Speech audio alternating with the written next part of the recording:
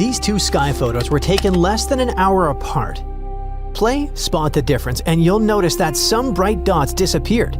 Before you think, oh, stars do that sometimes. Spoiler, they don't. This looks more like a human-made spacecraft passing through the shot. But here's the twist. The photos were taken in 1952, and that's 5 years before we even launched our first object into space. So, what are those dots? Could they be signs of artificial objects made by extraterrestrials? Well, yes, they could. At least that's one of the hypotheses proposed by researcher Beatriz Villarroel at Stockholm University in Sweden. She recently published 2 papers trying to explain these disappearing points of light in photos from the early 1950s, what her team calls transients. So, these are star-like objects of unknown origin that showed up in the first Palomar Observatory sky survey. This was a major astronomy project in California that used a nearly 50-inch telescope that produced almost 2,000 photographic plates of the northern night sky. And there's no denying it, the transients were there. And they were acting weird, disappearing all of a sudden. So scientists had to find an explanation, and that brings us to 4 big hypotheses about what they actually are. Hypothesis number 1. Stars. This is a cool theory because we can actually test it. Go outside tonight and look at the stars. Pay attention to where they are in the sky. Then check again tomorrow night. You might notice that a few stars seem to disappear. But they didn't vanish forever. They're just harder to see. They can get washed out by normal stuff like clouds, haze, humidity, or even bright moonlight.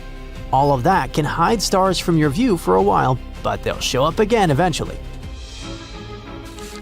So could those transients from the 50s have been stars, and the survey just caught a moment where they seemed to disappear for a sec? You see, astronomers have plenty of things in the sky that look like they vanish. For example, variable stars, whose brightness goes up and down. You've also got supernovae, passing asteroids, and active galaxies that can flare and fade. These changes can happen over minutes, days, or even years. But here's the problem. These transients don't really behave like that. In the old plates, they show up once, and then they're completely missing from images taken both before and after that. I mean, astronomers didn't see them on a blue-sensitive plate taken just 30 minutes earlier. They didn't show up on a red-sensitive plate taken 6 days later either. Whatever these things were, they were strange because there were so many of them, and they were gone so fast. One moment they're there, and then they never show up again. That's really odd. So no, they probably weren't stars. What seems more likely is that these flashes were sunlight reflecting off objects orbiting Earth. And that brings us to hypothesis number 2. They were satellites, or some other human-made spacecraft. You've got to remember, this was the 1950s, right when the space race was starting to take over headlines around the world. Everyone wanted to reach space, and they wanted to do it fast. So it's fair to ask, could this have been some kind of early satellite? And the answer is no.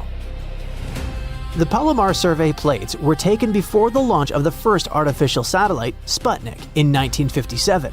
So the timing doesn't really work, and that makes the human-made object theory pretty hard to support. Which brings us to hypothesis number 3. Extraterrestrial objects. Yep, something like an aircraft or a satellite, but made by a highly advanced civilization out there. Something that could have been flying around back then, maybe even watching us, and then for some reason never landed on Earth. It's a wild theory. But when you look at how strange these transients are, you can see why some people take this idea seriously.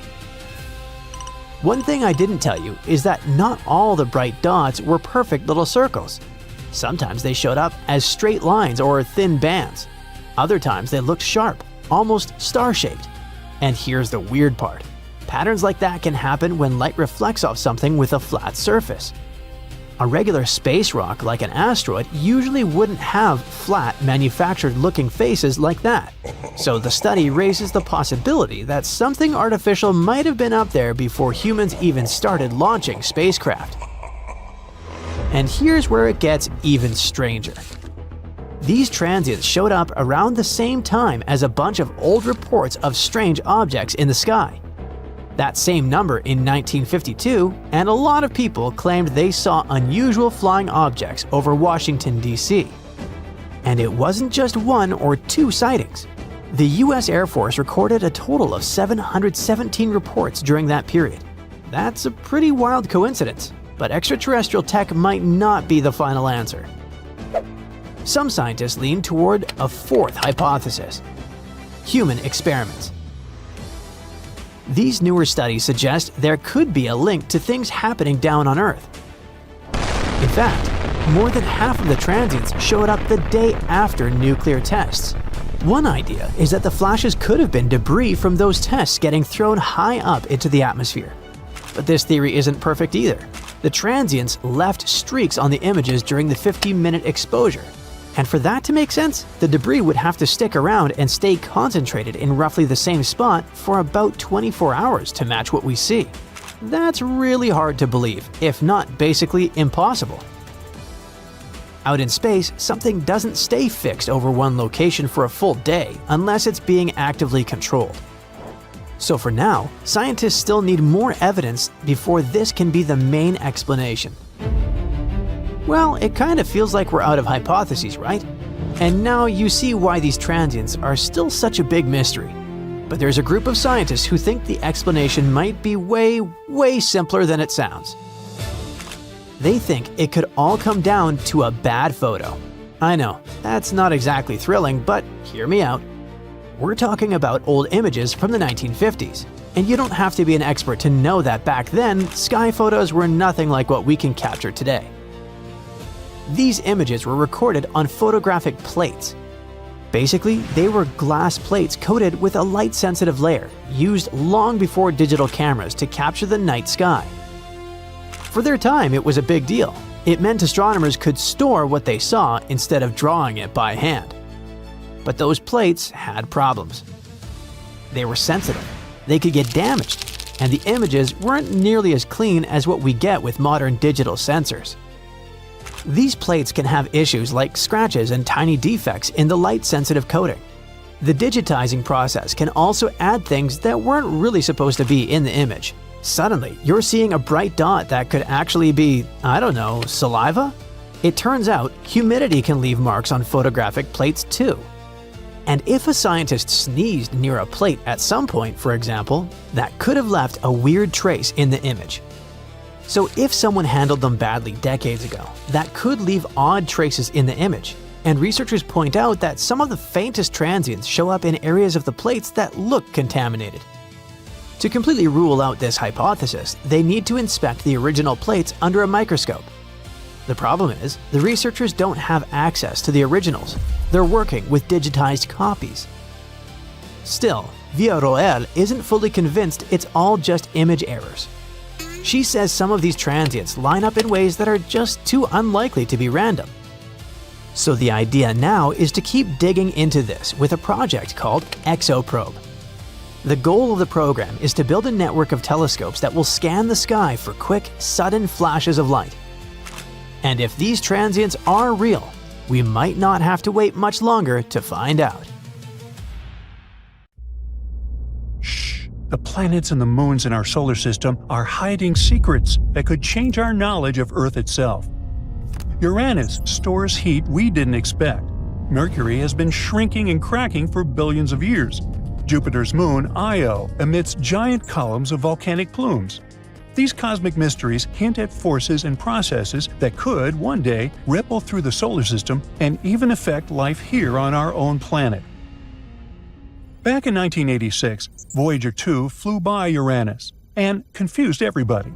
The readings showed the planet wasn't giving off any extra heat. This made it look totally different from the other giant planets in the solar system. That was strange because Jupiter, Saturn, and Neptune all release way more heat than they take in from the Sun. Fast forward a few decades, and two independent research teams went back through a mountain of observations. What they found changes the story. Uranus does give off more heat than it receives, about 12.5% more to be exact. The two studies show that Uranus is still slowly releasing leftover heat from its early days. That detail matters greatly because it helps scientists piece together the planet's origins and how it's changed over time. As for Voyager 2's odd readings, they now make more sense too. The flyby happened when the Sun was unusually active, which made Uranus act weird. So those early numbers likely didn't reflect its normal state. Even so, Uranus still stands out. Jupiter pushes out 113% more heat.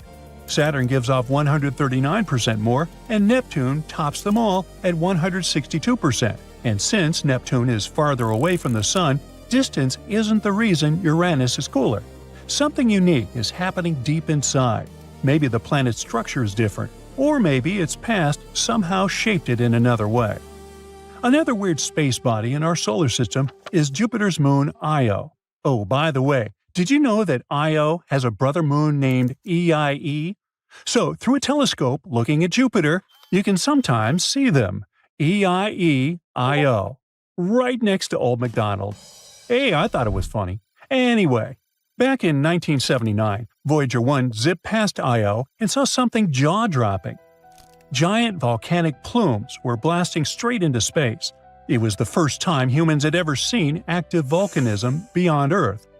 Io looked wild, and ever since then, scientists have been trying to figure out what makes this little moon so ridiculously volcanic.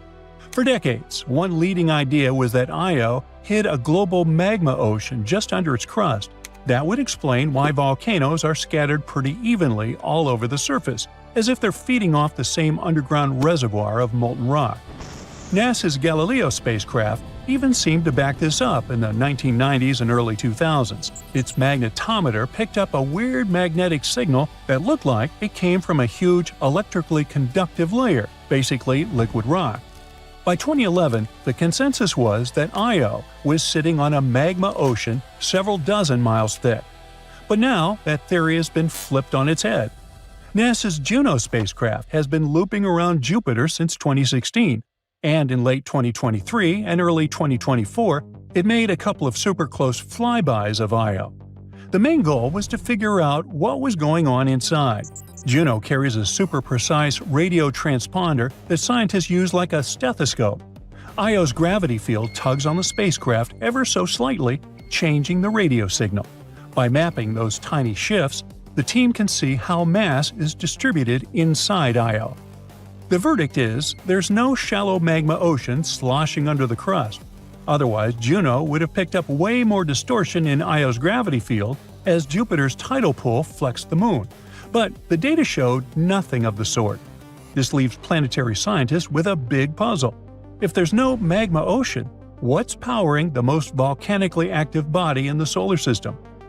Io's volcanism is likely driven by tidal heating, because Io's orbit is a little stretched out by the gravitational tugs of neighboring moons. Jupiter constantly squeezes and releases this little world. The crust can rise and fall by as much as 330 feet, and all that flexing creates frictional heat inside the moon. Tidal heating does make magma, but if it's not pulling into a giant ocean, maybe it's stored in smaller scattered reservoirs within the crust. On Earth, different magma chambers feed different styles of volcanoes, but since Io doesn't have plate tectonics, it probably doesn't have the same variety. The new results don't totally rule out a deep magma ocean buried way below the crust. But if that exists, it would be so dense and iron-rich that it wouldn't rise easily to the surface. At that point, it's hard to tell whether we'd even call it a magma ocean or just a molten core. Now, at the same time, Jupiter's moon Europa, for example, is also tidally heated. But in its case, the heat likely sustains a salty liquid water ocean beneath an icy shell. Saturn's moon Enceladus is another great case. The Cassini spacecraft not only found signs of a hidden ocean, but even flew through plumes of water erupting from its south pole. So why does tidal heating make water oceans on some moons, but not magma oceans on Io? The thing is, magma is lighter than solid rock, so it wants to rise and erupt quickly instead of sticking around in one giant pool. Water, on the other hand, is heavier than ice, so it sinks and collects into a stable ocean beneath the crust. That's why magma oceans are so hard to sustain, while water oceans are relatively easy.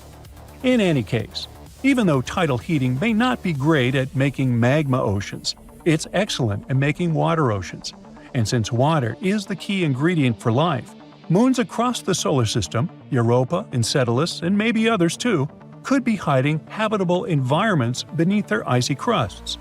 Io might be a volcanic inferno, but it's helping scientists figure out where else we might actually find life in our solar system. Now let's move closer to Earth and explore Mercury. Believe it or not, this planet and our favorite pastries have something in common. They both shrink as they cool. Mercury formed about 4.5 billion years ago, and ever since then, it's been slowly losing heat. As the planet cools, its rocky shell contracts, just like a cheesecake or cookie that cracks when it comes out of the oven. Mercury develops fractures in its crust. These show up as thrust faults, giant cracks that push up sections of the planet's surface to make room for its shrinking interior. By looking at how those faults have lifted up Mercury's terrain, scientists can figure out how much the planet has shrunk over time. But earlier estimates were all over the place, ranging anywhere from less than a mile to more than 4 miles of lost radius. That's a pretty big range. So figuring out a more precise number has been a long-standing puzzle. To tackle the problem, researchers tried a new way of measuring Mercury's shrinkage. The old method used the length and height of uplifted landforms, but the results shifted depending on how many faults you counted in the dataset. More faults, one answer. Fewer faults, a different answer. That inconsistency made things messy. The new method avoids that issue. Instead of relying on every single fault, it focuses on the biggest one in the set. It's like finding the biggest crack in a cookie and using it as a baseline to estimate how much the whole thing cooled and contracted. Now to test this, the researchers ran their method on 3 separate datasets. One had 5,900 faults, another had 650 faults, and the last one had just 100. And no matter which dataset they used, the results stayed consistent. Mercury has likely shrunk by about 1.2 to 2.1 miles due to faulting alone. But the planet didn't just get smaller because of its cracks. Scientists added shrinkage from other cooling processes to their fault-based results and found that the planet has gotten up to 3.5 miles smaller since it first formed. These new numbers don't just show how much Mercury shrank, they also give clues about its thermal history. They tell us how fast it cooled, how its interior changed over time, and how its crust reacted to that cooling. And this method isn't just for Mercury either. Researchers think it could also be used to study tectonics on other planets, like Mars, which has faults on its surface too. The hunt for interesting exoplanets and life forms somewhere out there in the vast expanse of the universe keeps going. No stopping here. We're basically searching for a second Earth, a planet that's similar to our home, and where we could finally find some space friends. Hey, we're not picky. Any form of life is fine, even some bacteria-sized organisms. And this search has mostly been going on in the habitable zone around other stars. We call this the Goldilocks zone. That's a region where conditions are barely just right for liquid water to exist, whether we're talking about the surface of a planet or a moon.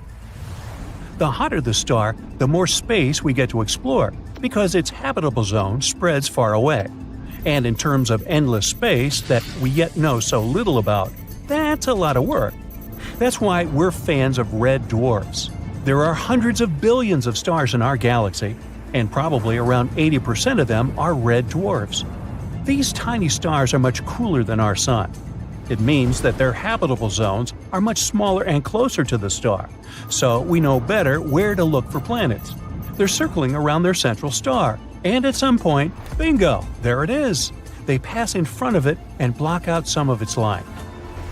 The Kepler Space Telescope has already helped us find thousands of planets using this method, and most of them are orbiting around red dwarfs. Some of these planets are similar in size to Earth, and many of them could have nearly 25 times more water than our entire planet. Let's move to these planets scientists discovered, though. I want to show you something special. So, you've heard of super-Earths, right? More massive than Earth, lighter than Neptune, can be made of rock, gas, or a mix of both. Some of them have thick atmospheres, while others have thin or no atmospheres at all. You may also have stumbled upon mini Neptunes by now too. They're almost as big as Neptune, and unlike normal gas giants, they have solid cores. That way, they can support a dense atmosphere with water and some other chemicals necessary for life. There's also hot Jupiters. Those are pretty cool, but only if they're far away from us. You know that one annoying and unpredictable neighbor you can never get rid of or figure out what they're going to do? Yeah, that would be a hot Jupiter, with strong gravity that can destabilize the orbits of smaller planets or other space bodies in the system. If we had such a neighbor, there would be more comets and asteroids hitting our surface. Luckily, our Jupiter's a good and peaceful neighbor that minds his own business, at least for now. But let's leave all these and many other planets out there alone now. Imagine traveling around in your spaceship and coming across a giant eyeball just floating there in the darkness of space and staring at the central star of that solar system. It's not a monster. Hopefully, space friends we'll make in the future won't look that big and scary, so it won't blink or turn towards you as you come closer. It's actually a planet. A little bit bizarre, but still very cool. And yup, you guessed it right, we call such eyeball planets. Now, eyeball planets are surprisingly common. Plus, some normal planets can potentially turn into them too. Eyeball planets form when matter and dust accumulates around a star and gradually turns into a solid object. It starts spinning, and over time, the gravity of the star pulls on the planet and slows its rotation until it becomes tidally locked. That means one hemisphere always faces the star, while the other is in darkness all the time. Now, we have a good example of this phenomenon near us, too. Our moon makes a circle around Earth once a month. It takes the same amount of time to turn a single time on its axis. That way, we actually always see the same face of the moon. Who knows, maybe the other side is even prettier, if you like craters and stuff. So, one of the most interesting things about eyeball planets is their appearance. If they had water on their surface, the side facing the star would have clear, bright blue oceans, the ones we'd want to visit if we ever got a chance to go on an interstellar vacation. And the other side would be more for adventurers who like harsh and challenging surroundings. Since it's in constant darkness, it would most likely be very cold and covered in ice. We've discovered so many planets outside of our solar system in the last 30 years. Super-Earths are, of course, especially interesting. It seems that many of them are not that pleasant, since they're pretty hazy and cloudy. It means it's harder to spot any life there. But some scientists still think they're promising spots when it comes to finding life beyond our solar system. Eyeball super-Earths would be a good start. These planets are probably covered in large oceans. On the cold half, where the eternal night reigns, you'd experience Arctic conditions. I feel cold just looking at this. But the day side is my jam. Plus, it sounds promising when it comes to finding life. With all that sunlight, oceans, and stuff. One of the good examples where scientists are looking for life is an eyeball super-Earth that lies in a habitable zone of the closest star to our solar system, called Proxima b. Its day side could even have conditions and an atmosphere to support some form of life. There could be a large, deep ocean covering its surface. It could be really salty, but some forms of life could still survive there. Check out the Dead Sea on Earth. It's extremely salty, but some bacteria have still evolved to live there. And they're probably doing well, having their own world and all that. It's not crowded because there are no animals there. Fish that accidentally end up in the Dead Sea won't survive there for long. So, similarly, it's possible that bacteria or some other forms of life could exist in this potentially very salty ocean on Proxima b as well. But the open ocean on Proxima b could be tricky. On the dark side of the planet, the ocean could freeze, and sea ice could drift into warmer waters. That way, the ocean would cool, and more of it would freeze, even on the sunny side. The only way to prevent this global freeze-over would be an atmosphere with a lot of greenhouse gases like carbon dioxide. This kind of atmosphere would trap the heat from the planet's surface and wouldn't allow it to escape into space, like what happens with Venus, the hottest planet in our solar system. Without an atmosphere with greenhouse gases, the surface of Proxima b would be much colder, so it's possible that the planet would completely freeze over. The opposite scenario could also be possible. Warmer waters could serve as a transporter of heat from warm to cold regions. We don't know much about the conditions on the planet yet, so Proxima b could range from a frozen wasteland to a hot, hazy world, depending on many factors. So yeah, an eyeball planet within the habitable zone sounds promising, but its surface can still wildly range from a frozen desert to an endless ocean. Some experts believe that drifting sea ice might cool many exoplanets out there, and they can't turn into eyeball worlds. Instead, many just become sad, dark snowballs, completely covered in ice. A cool spot to spend your interstellar winter holidays, but not a place where you'd hope to find life, unfortunately. Some studies show that even Earth may have gone through some snowball stages many times in history. One of those happened around 2.2 billion years ago. I wasn't around. While the other one hit the planet 630 million years ago. During these phases, all of our beautiful oceans were covered with snow and sea ice. Perhaps even the continents were just thick ice sheets, at least on the surface. Alright, enough with the freezy icy stuff. I need some hot chocolate. Look at this comet!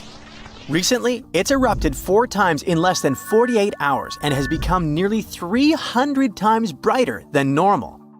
This is the most powerful set of eruptions the comet has had in over 3 years. Should we worry here on Earth? Well, I wouldn't say scientists are worried. They're super excited. First, let me give you a little background.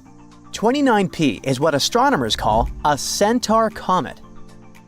Those are icy objects that orbit the Sun in the space between Jupiter and Neptune. What's interesting about centaurs is that they're kind of like cosmic hybrids because they're moving from one kind of space body to another. They start their life as far-out objects in a lifeless, freezing cold zone beyond Neptune. But then, over a few million years, they move inward toward the Sun because the planets of the solar system affect them with their gravity. Eventually, they turn into short-period comets. This term means they can pass close to the Sun and then slingshot back out into those icy regions. Centaurs, and their name indeed comes from a hybrid half-horse, half-human creature popular in Greek mythology, are especially interesting because they're basically leftovers from the formation of our solar system, kind of like cosmic fossils. Since they've been hanging out in the frigid outer solar system for so long, they've kept a lot of the volatile materials that were present when the solar system was first forming. This makes them a valuable clue in understanding how our solar system evolved. That's what makes scientists so enthusiastic. Now, about 29P itself. This thing is huge for a comet. It's about 37 miles across, which is almost 3 times the length of Manhattan. Now, worry not, it's too far away to cause us any harm. While it's one of up to 1,000 known centaurs, 29P is also in a rarer group of comets called cryovolcanic comets. Those are a fascinating class of space objects that have unique geological activity. The thing is, cryovolcanic comets not only contain a unique mix of ice, dust, and rock, but also feature cryovolcanoes, aka cold volcanoes. They erupt with volatile materials like water, ammonia, or methane instead of molten rock. As for regular comets, when they approach the Sun, the heat from the star evaporates their gases, leading to the emissions of dust and tiny particles, electrons, and ions. These materials create those magnificent trails. These eruptions are incredibly spectacular and make the comet appear a lot brighter since the cloud of cryomagma reflects the Sun's light. The cloud that forms around the comet is called the coma, and it can grow so large and bright that it makes the comet look like a fuzzy ball of light. If you've ever observed a comet, the coma is the halo you see around it. Such eruptions are pretty unpredictable. While most cryovolcanic comets follow elliptical orbits that take them far out into the solar system, 29P is on a more circular orbit, staying around the same distance from the Sun as Jupiter. You'd think that this would mean its eruptions would be more regular, but that's not the case at all. In fact, 29P erupts in a completely random and unpredictable way, and scientists are still trying to figure out why. The latest outbursts started on November 2nd, 2024, when 29P erupted for the first time in almost 2 years. This was followed by 3 more large eruptions in less than 48 hours, which really got the attention of astronomers at the British Astronomical Association. They'd been tracking 29P for a while, and they reported that the eruptions sent out a cloud of debris reflecting about 289 times more light than the comet's nucleus, which is a huge increase in brightness. Astronomers are expecting that the coma, which is growing after each eruption, could take on an unusual shape. The multiple outbursts might cause the coma to expand in a weird, irregular way. This is especially interesting because 29P hasn't had a major eruption like this since November 2022.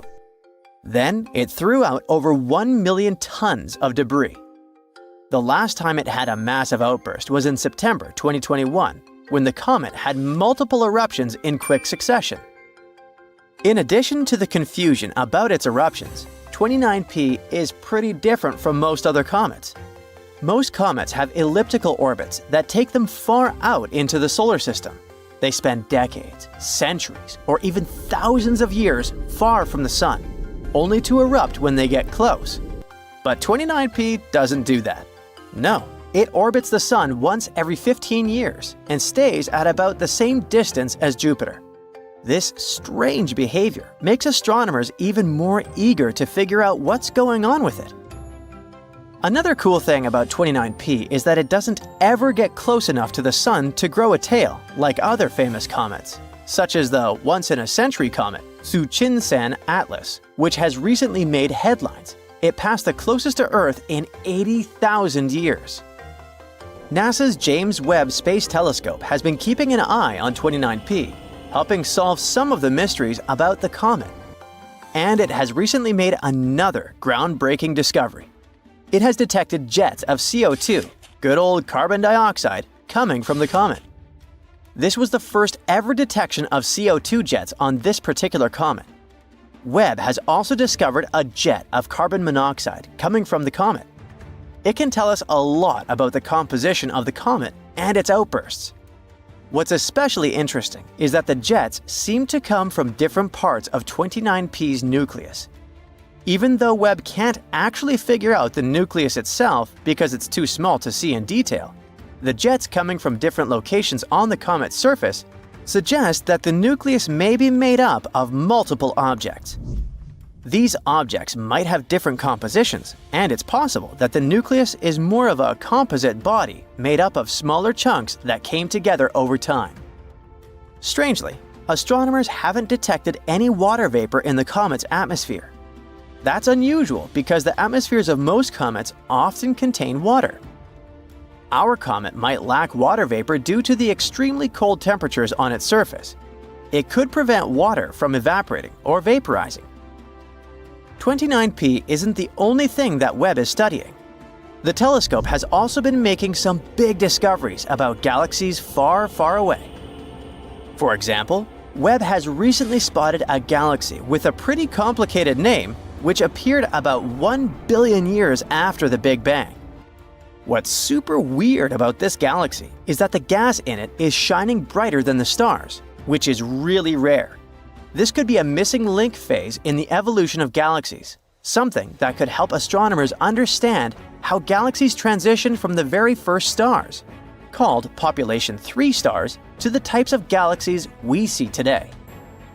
The stars in this galaxy are much hotter than we see in modern galaxies in local universe, around 144,000 degrees Fahrenheit, compared to the typical 72,000 to 90,000 degree Fahrenheit of stars today. This could mean that the galaxy is in the middle of a super brief but intense phase of star formation, where huge, hot stars are popping up in a dense gas cloud. And this gas cloud is glowing so brightly because it's being hit with tons of light from these stars. The research team behind this discovery says that although the galaxy doesn't have population 3 stars, because the data shows it has too much chemical complexity, it still could be a guide for understanding how galaxies evolved, from the first stars to the galaxies we're familiar with today. There are still so many questions about this galaxy. Is it a rare phase, or is it something that happens often in the early stages of galaxy formation? Astronomers are hoping to study more galaxies like this one to figure it out. So, planets with two suns, like Tatooine from Star Wars, used to sound like pure fantasy. For decades, scientists believed these systems were too unstable to exist. Two stars tugging at a planet should fling it into space or drop it into one of the suns. Except, it turns out that nature didn't get the memo. Astronomers have found a planet calmly orbiting two stars like it's no big deal. This planet lives closer to its two parent stars than any other directly imaged planet in a binary star system astronomers have ever seen. Now, direct imaging means they saw the planet's light, not just its shadow. The whole system sits about 446 light-years away, so the light we see from it today left before humans ever built modern cities. This space monster is roughly 6 times the mass of Jupiter. And even more surprising, the planet is only about 13 million years old. That sounds ancient until you zoom out a little. Earth is about 4.6 billion years old, which makes this planet basically a newborn in cosmic terms. The two suns of this monster orbit each other incredibly fast and complete a full loop in just 18 Earth days. That means their gravity constantly shifts, yanking space around them like a cosmic washing machine. Even so, the planet stays locked in its path, so it takes it 300 Earth years to finish a single orbit. So nobody fully understands how this planet formed in the first place. When two stars orbit each other this closely, their gravity usually tears apart planet-forming material before anything big can take shape. Scientists have only found a few dozen planets like this so far, and that's nowhere near enough to piece together the full story. To solve the mystery, they need more data. Now, another cool find that still needs more research is a planet so stretched by gravity that it looks like a lemon, not a sphere. This planet is nothing like the calm blue and green worlds we see in space movies. It orbits a pulsar, which is basically a star's corpse. When a massive star expires, it collapses into an ultra-dense object that spins insanely fast and blasts radiation like a cosmic lighthouse. Being near one of those means game over for anything solid. And yet, this planet hangs on, barely. The gravity stretches it, pulling harder on the side facing the pulsar than the far side, like cosmic taffy. And here's where it gets extra unsettling. When scientists analyzed this planet's atmosphere, they didn't find water or oxygen. They found helium and pure carbon. No clouds, no oceans, no chance of life. According to everything we know about planet formation, this world shouldn't exist at all. So it might not be a planet in the normal sense. It could be the exposed core of a star that got shredded, leaving behind something stuck between planet and stellar corpse. That's a pretty scary trend. The line between planets and stars keeps getting blurry. And speaking of scary, meet this guy. This system lives around two red dwarf stars. These two stars orbit each other at a distance similar to how far Jupiter sits from the Sun. Scientists found two Earth-sized planets and a third possible one squeezed right up next to the stars. One planet completes a full year in just over 2 days. Another takes about 3.5 days. The candidate planet orbits even faster. To put that in perspective, these planets sit less than 2 million miles from their star. The Moon sits about 250,000 miles from Earth. So yeah, these worlds are close. When they combined data from space and ground-based telescopes, astronomers realized they were staring at something totally new: planets that transit or pass in front of both stars. Most planets in double-star systems orbit only one star, and this setup shouldn't last long according to the rules of physics.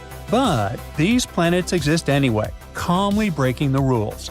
So this guy proves that planet formation works in ways we still don't fully understand, and space clearly enjoys messing with our expectations. Now, let's crank up the horror a notch. Astronomers made the first ever 3D map of a planet outside our solar system. And not just any planet, This one is so hot it literally tears water molecules apart. As the planet moved behind its star, the James Webb watched tiny changes in the star's light at different colors or wavelengths. Some colors get absorbed by water vapor, others don't. By stacking all that info together, scientists figured out temperatures at different heights and locations in the planet's atmosphere. And that's how they learned that parts of its atmosphere heat up to nearly 5,000 degrees Fahrenheit, hotter than molten lava. This superhot planet sits about 400 light-years away and weighs around 10 times as much as Jupiter. It races around its star in just 23 hours. 1 year there is basically a day. And because it's so close, the temperatures get so high. Winds try to move heat around, but they totally fail. WASP-18b's atmosphere barely has any water and instead overflows with carbon monoxide. Astronomers once believed water should be common in giant planet atmospheres. This world proves water is optional, not guaranteed. Now, magma worlds are another perfect proof of that. There's a huge group of planets called sub-Neptunes, planets bigger than Earth but smaller than Neptune. For a while, some scientists hoped these worlds were Haitian planets, covered in deep oceans of water or ice, wrapped in thick atmospheres. One famous example was K2-18. Its atmosphere showed methane and carbon dioxide, but almost no ammonia. But as it turned out, lava dissolves ammonia too, so the missing ammonia doesn't prove water at all. It could just mean the planet has a global ocean of magma instead. The researchers model how these planets heat up, cool down, and evolve over time. They asked a simple question: do these planets ever cool enough to stop being lava worlds? And the answer was almost never. When they tested thousands of known sub-Neptunes, they say almost all of them are likely lava worlds, not water worlds. In simple terms, these planets don't breathe water vapor, they breathe rock vapor. Their atmospheres come from magma boiling, not oceans evaporating. And that changes everything. Many worlds we once labeled maybe habitable turn into hellscapes the moment you run the numbers honestly. And that means space isn't hiding Earth clones, but mass-producing furnaces and other sorts of monsters. Take this bad boy, for instance. It sits only about 64 light-years away, which is uncomfortably close in cosmic terms, and it's the nearest hot Jupiter to Earth. From afar, it looks stunning, a smooth, deep blue marble floating peacefully in space. But that color hides something absolutely brutal. On this planet, it rains glass, sideways. Winds scream across the atmosphere at around 5,400 miles per hour, fast enough to shred anything instantly. The blue color comes from tiny particles of silicate, the stuff glass is made of, floating in the air. The planet's surface temperature hits about 2,400 degrees Fahrenheit, hot enough to melt rock. That heat turns those silicates into microscopic shards of glass that whip around the planet like a worldwide sandblaster. Standing there wouldn't hurt. You wouldn't exist long enough to ever feel it. And then there's the darkest planet ever found. It reflects less than 1% of the light that hits it. It's darker than coal, darker than black paint. Light just disappears into it. Not all planets even bother with stars at all. Astronomers have found rogue planets, worlds kicked out of their solar systems. These lonely planets drift through space in total darkness, frozen and untethered, with no sunrise ever again. Now, all of this shows us that our universe isn't designed for life. Life survives despite the universe, not because of it. Earth isn't typical, it's lucky. We're only at the beginning of this discovery era. Every year, new telescopes sharpen the picture, and every year, the picture gets stranger. The more clearly we see the universe, the less it resembles our imagination. And that's the most unsettling truth of all. Buckle up, fellow space enthusiasts, because we're about to uncover the celestial secrets that have been unveiled this year. From giant stars to organic molecules, this year is going great for astronomers. So let's catch up on all the excitement you might have missed in 2023. First of all, we've discovered some real astral monsters. Imagine looking up at the night sky and seeing stars that are not just big, but absolutely enormous. Scientists have been using a special telescope called the James Webb Space Telescope to explore the early days of the universe. And during their adventure, scientists stumbled upon ancient stars that are 10,000 times bigger than our sun. Yes, you heard it right, 10,000 times. These giants of the stellar world were some of the very first stars ever to form in the universe, billions of years ago. Imagine a globular cluster as a massive cosmic crew, where each group consists of a whopping 100,000 to 1 million members. These clusters are like giant family gatherings, with all the stars being born around the same time. But what makes these newly discovered monsters so special? Well, their cores, or their central parts, are way hotter than what we see in stars today. Scientists think that this intense heat might be due to a lot of hydrogen burning at really high temperatures. It's like they're having a galactic barbecue party. Something fascinating happens in these globular clusters. The smaller stars crash into the supermassive ones and gain extra energy, like a power-up. But here's the twist. Most of these clusters are now getting old, and the supermassive stars disappeared a long time ago. We can only see hints of their existence in the clusters we observe today. Scientists study them by just the mysterious traces of their grand presence. The discovery of these monster stars is incredibly important for our understanding of the universe. If scientists can gather more evidence to confirm their existence, it would be a major breakthrough. It would help us learn more about globular clusters and how supermassive stars form in general. But that was only the first fascinating discovery of 2023. Although the next one is kinda sad. You know those beautiful rings that make Saturn look so fancy? Well, guess what? They might disappear in the not-so-distant future, astronomically speaking.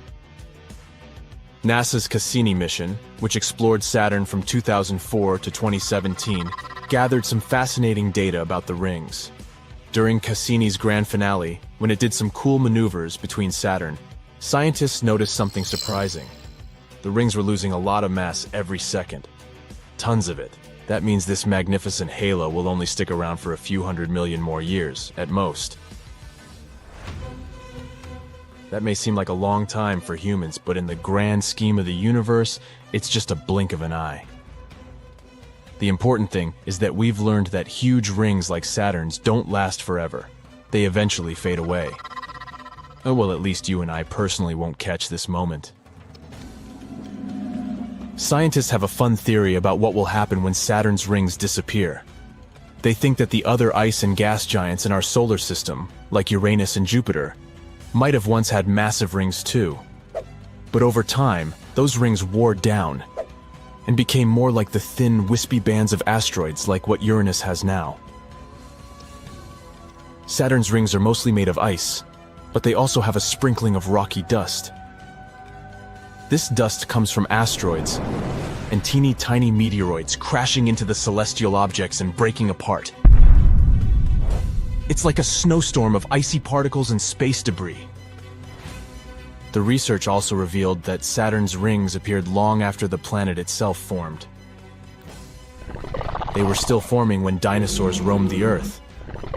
So, in terms of astronomical age, they're actually quite young, only a few 100 million years old.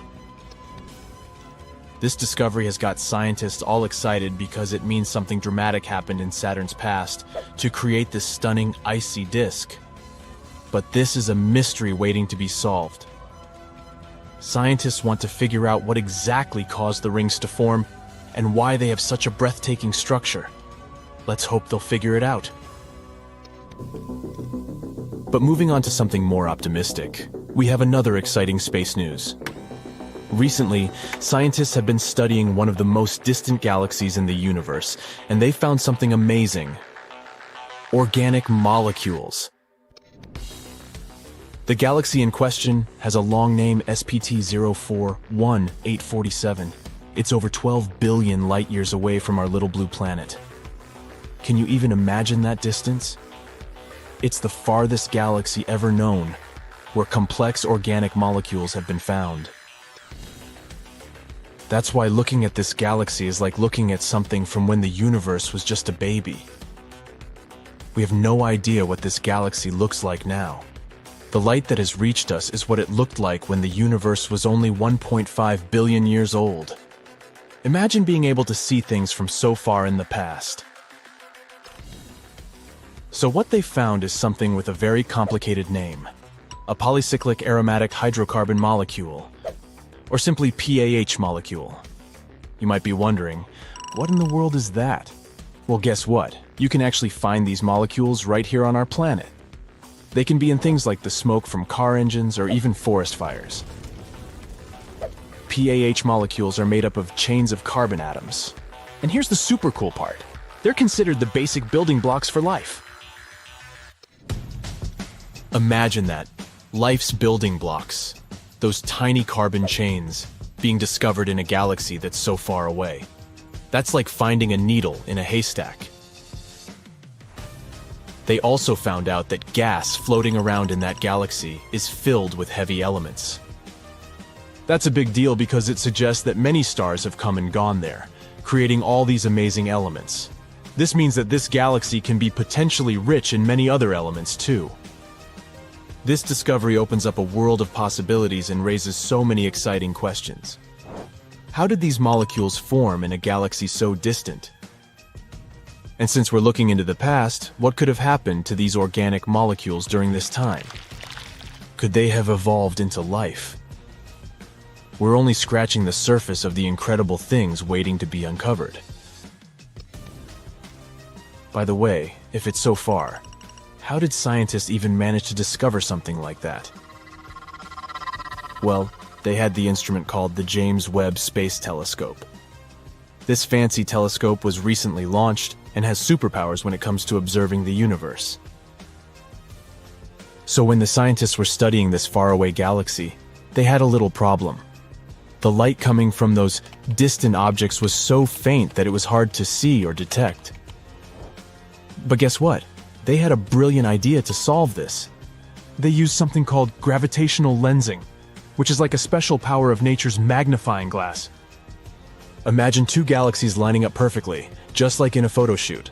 The light from the faraway galaxy, the background one, travels towards us. But on its journey, it passes through the foreground galaxy, which is like a giant space lens. And guess what? The foreground galaxy's gravity bends the light, just like a magnifying glass, making it bigger and brighter. It's like having a cosmic zoom lens for our telescopes. This bending of light creates a super cool shape called an Einstein ring. It's like a halo, or a ring of light surrounding the foreground galaxy, basically a nature's way of showing off its magical powers. With gravitational lensing and these beautiful Einstein rings, scientists can see distant objects more clearly and learn amazing things about the universe. And thanks to all that, they managed to uncover the hidden chemical interactions from the early galaxies. Isn't that incredible? The scientists are beyond excited about this discovery. They never expected to find such complex organic molecules in a galaxy that's incredibly distant. Who knows? Maybe this is just the beginning of a thrilling cosmic journey. So, keep your eyes on the stars, fellow space explorers. The universe is full of surprises, and who knows what other mind-blowing discoveries await us out there. Let's hope we'll learn even more in the future. This planet, yeah, the one right here, shouldn't exist, but it does. A newly discovered planet rotates around a star that's much smaller and dimmer than our Sun. The planet, however, is enormous. Such a tiny star couldn't create it, so it's like finding an ostrich egg in a chicken coop. A team at Penn State built a special tool called the Habitable Zone Planet Finder. It's an instrument that's supposed to find planets around dim, cool stars. It's connected to a big telescope in Texas. The tool looks at the light from these stars, which is mostly in the near-infrared, beyond what our eyes can see. This gadget can spot changes in a star's speed caused by a planet. If the star movement slightly changes, that means there must be a gravitational pull nearby. Years ago, this technique helped find the first known exoplanet around a star like our Sun. Today, we've improved this method to make more precise measurements. Our main goal is to find Earth-like planets. They should be rocky and located in habitable zones, areas around stars where liquid water could exist. The Doppler technique isn't that great at finding Earth-like worlds yet, but works well for cool, dim stars. And that's how we discovered the impossible LHS 3154b. Planets usually form in disks made of gas and dust in space. Picture a flat, spinning cloud of tiny particles. These particles come together and stick to each other, creating a flat, rotating disk. Over time, these tiny bits combine to form a solid core. This is the starting point for a planet. Once the core is there, it attracts more dust and even gas like hydrogen and helium. But making a planet this way isn't easy. They need a lot of stuff, mass, and materials. This process is called core accretion. Stars are a huge help in that process. Usually, big stars have more gravity, so they can gather more stuff to form planets. But the star we discovered recently isn't very big. It's 9 times smaller than our Sun. A star this small shouldn't have a big enough disk to make a heavy planet. To do that, its disk should have been at least 10 times bigger. But this heavy planet, LHS 3154b, exists. Now, this mysterious planet is 13 times heavier than our Earth. It's similar in size to Neptune. It's about 50 light-years away from us in the Hercules constellation, which, in space terms, is very close. The planet is also super close to its star, completing 1 year in almost 4 days. This discovery is making scientists rethink their ideas about how planets and stars come into existence. There are new theories coming around. For example, a theory called gravitational instability. It says that, instead of the pieces coming together bit by bit, the material in the disk collapses all at once, directly creating a planet. But even with this theory, it's hard to explain how such a heavy planet could form without a really massive disk. It'll take us some time to figure out the truth. This isn't the first planet that makes us doubt our theories. Recently, scientists found another planet called Hala. This planet is orbiting a star called Baekdu, and just like the previous one, it shouldn't really exist. It's way too close to its star. Stars change a lot during their lives. Normally, when a star becomes big and prepares to leave this world, it's called the red giant stage. A star like that tends to destroy or push away any nearby planets, creating a huge mess. Hala rotates around a red giant, and it should have been swallowed or destroyed by the expanding star a long time ago. But it's still hanging there. Even though Baekdu has already started burning helium and shrunk to a smaller size than expected, Hala isn't bothered in the slightest. Scientists call Hala the Forbidden Planet. This discovery challenges what we thought about how planets survive near aging stars. It raises 2 theories. One suggests that Baekdu was once 2 stars, a white dwarf and a red giant. Hala orbited them both, and they merged before the red giant fully expanded. This allowed Hala to survive because the extra helium from the white dwarf prevented the red giant from growing too much. The second theory says that Hala formed from the debris created when the 2 stars merged. In this scenario, Hala would be a very young planet orbiting an elderly star. Astronomers plan to continue studying Hala and look for more planets like that. Another oddball, besides me, is called LTT 9779b. This one scares us too because it's too shiny.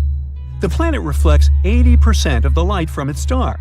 Regular mirrors reflect from 85 to almost 100% of light, which means that this mysterious planet should look like a rough mirror, with aluminum or silver-like reflections. This is another Neptune-sized planet.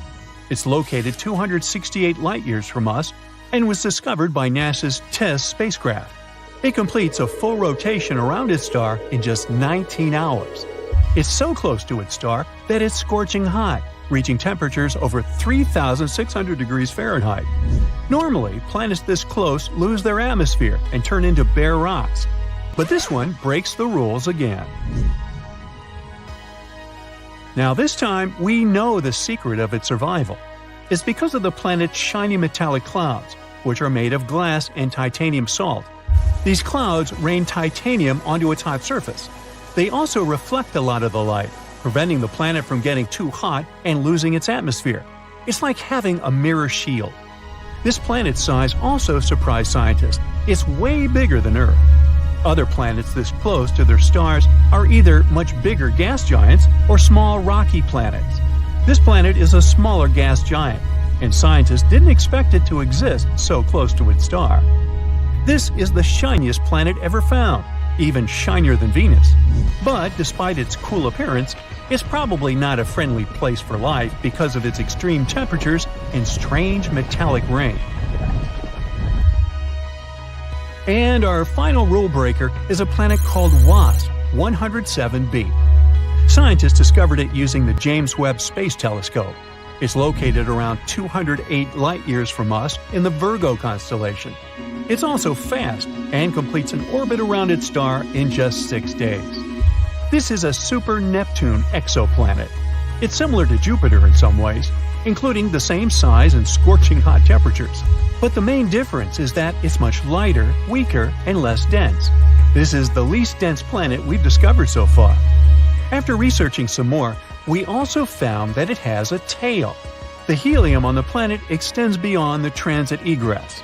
The planet is slowly losing its atmosphere due to extreme ultraviolet radiation from the star. This creates a comet-like tail. So, it looks like a fluffy comet. But that was just the beginning. The planet's low density, or fluffiness, allowed astronomers to study its atmosphere in detail. They found some surprising things, like water vapor and clouds made of fine silicate particles, which are like really fine-grained sand. The planet's host star doesn't emit a lot of high-energy light. But since WASP 107b is so loose, the light can penetrate deep into its atmosphere. This creates sulfur dioxide that smell when you light a match. In other words, it's a fluffy planet that rains sand and smells like matches. The researchers think the sand clouds in the atmosphere form in a similar way to clouds on Earth. They just have droplets of sand instead of water. These sand droplets condense, fall, turn into silicate vapor in hot layers within the planet, and then rise again to form clouds once more. And, once again, this planet couldn't have formed in its current spot. Astronomers say that it likely moved closer to its star from a birth orbit because it was attracted by some heavier neighbor. It also follows a retrograde orbit, meaning it orbits in the opposite direction to its star's rotation. All these discoveries are changing how we understand planets and their atmospheres, giving us new insights into the mysteries of our own solar system. Some time ago, the James Webb Space Telescope spotted a super bizarre space object flying through our galaxy. First of all, it's not orbiting any star. It's a rogue object, just drifting through space on its own. Even better, this wandering thing apparently has a cake-like atmosphere, and examining it can be crucial in our future exoplanet research. Plus, it can help us understand how gas giants evolve over time and what might happen to Jupiter in the future. You may object that Earth has a layered atmosphere too, with 5 major and several secondary layers. But on Earth, the air is mostly nitrogen and oxygen. As for other planets, they're different. Take Venus, for example, where the atmosphere is super thick and filled with sulfuric acid. There are exoplanets with water vapor clouds, or ones where the clouds are literally made of hot sand. But what about our rogue object? By the way, I have no clue why it got this reputation, but for some reason, scientists chose to call it SIMP. Ouch. Anyway, it seems to have its own unique combo, with cloud patches and weird chemical reactions happening high up. It is covered in clouds made of iron and magnesium, and its atmosphere has carbon-based chemicals floating around. Scientists have spotted auroras on it. Yep, like the northern lights we have on Earth, but way out in deep space. It's the very first time researchers have been able to do a sort of weather report on a rogue object like this. The next weirdness? The object doesn't really fit into any box. It's not a regular planet, because it doesn't orbit a star. But it's also smaller than a brown dwarf, which is something like a failed star. So it's something in between. Not quite a planet, not quite a star.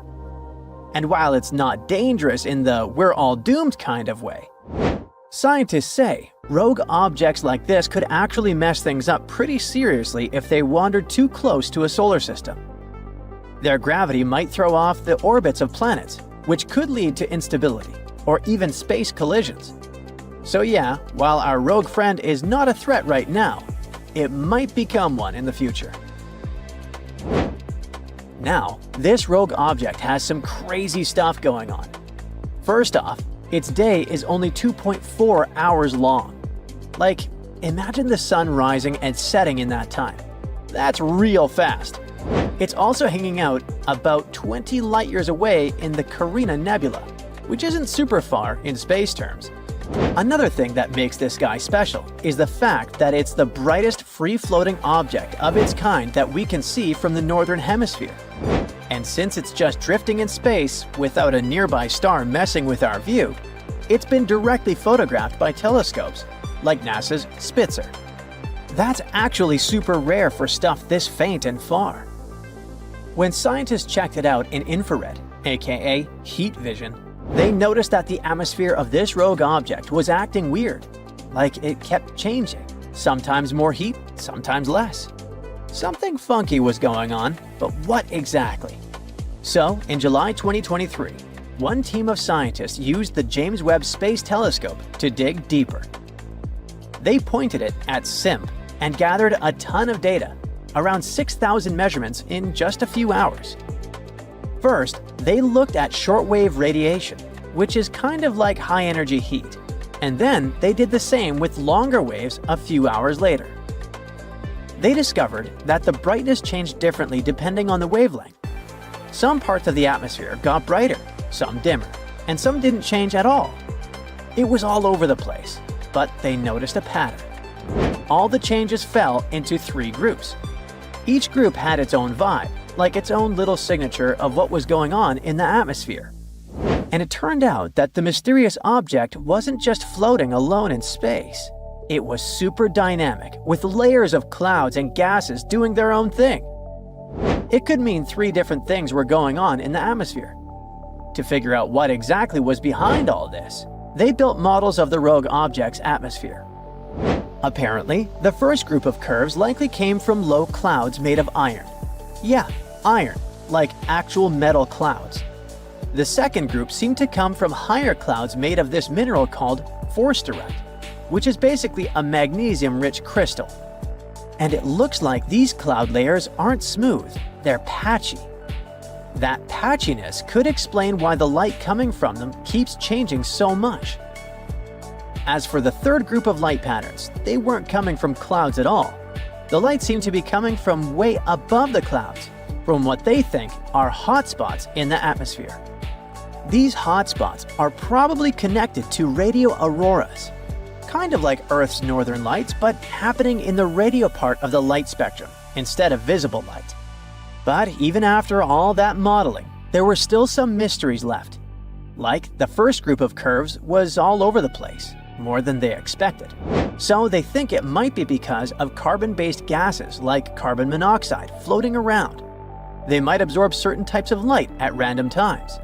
In any case, this is the first time we've actually seen this kind of atmospheric chaos directly. But the few hours the researchers spent watching it weren't enough to fully figure it out. To really get the full picture, they'll need days of data, and they're hoping to use NASA's Nancy Grace Roman Space Telescope, set to launch in 2027, to dive even deeper. Even though this mysterious object is not a rogue planet, they're definitely worth mentioning. These are basically planets that got kicked out of their home solar system. Yeah, like straight up evicted. When a planet forms, it's usually hanging out with a bunch of other planets around a star. But early on, things can get super chaotic. You know, planets crashing, shifting, getting too close to each other. And sometimes, one gets yeeted right out of the system. So, since they're not tied to a star, these rogue planets are just cruising through the galaxy, totally solo. If they happen to float near something massive, like a star or a black hole, that thing's gravity can tug at them. but otherwise they just keep drifting. Most of them probably got booted when their system was still forming, and everything was a mess.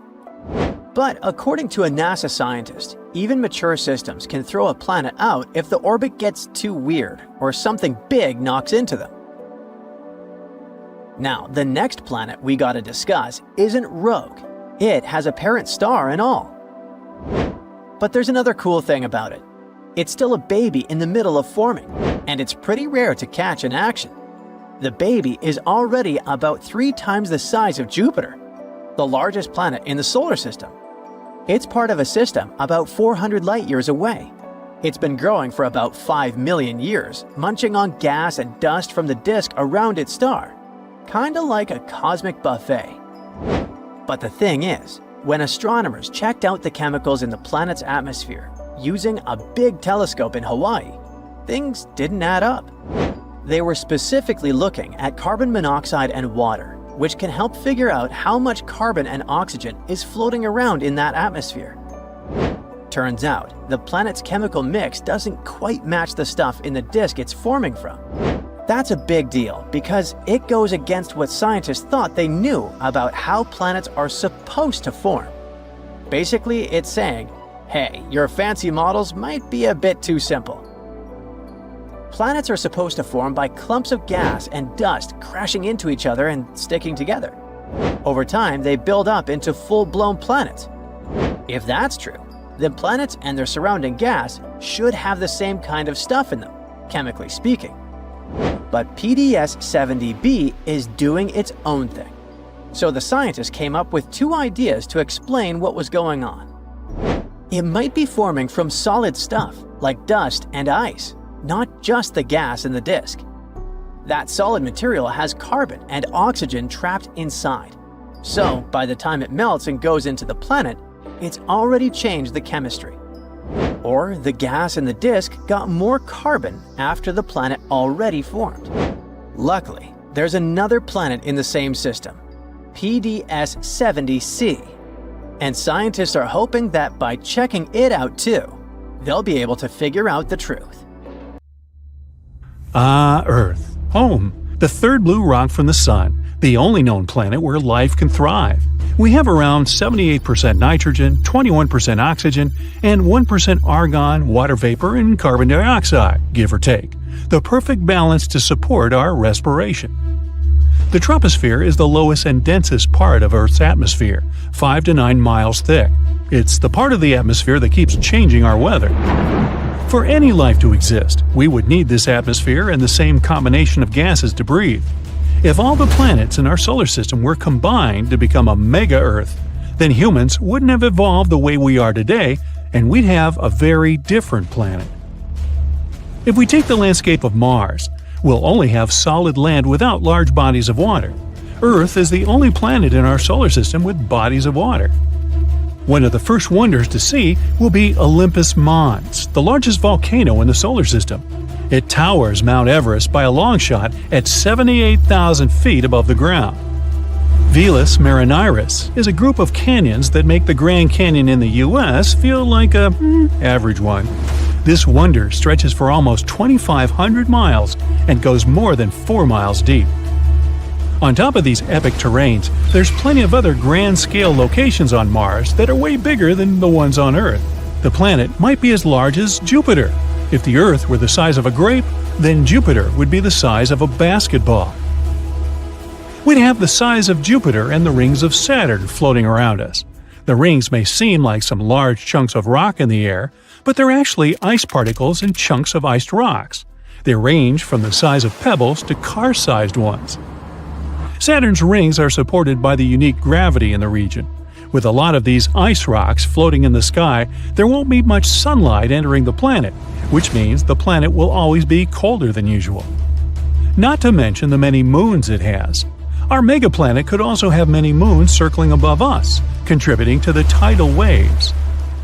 Jupiter is known for the red spot, a place twice the size of Earth that has hurricane-like storms that have been going on for hundreds of years.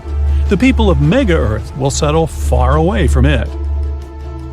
Mercury is a planet but looks like the Moon due to all the craters lying around. That's because of many asteroids and comets striking it over billions of years. But the landscape here mainly consists of mountains, highlands, cliffs, and valleys. The Caloris Basin is almost 1,000 miles wide. They believe it was formed by a comet.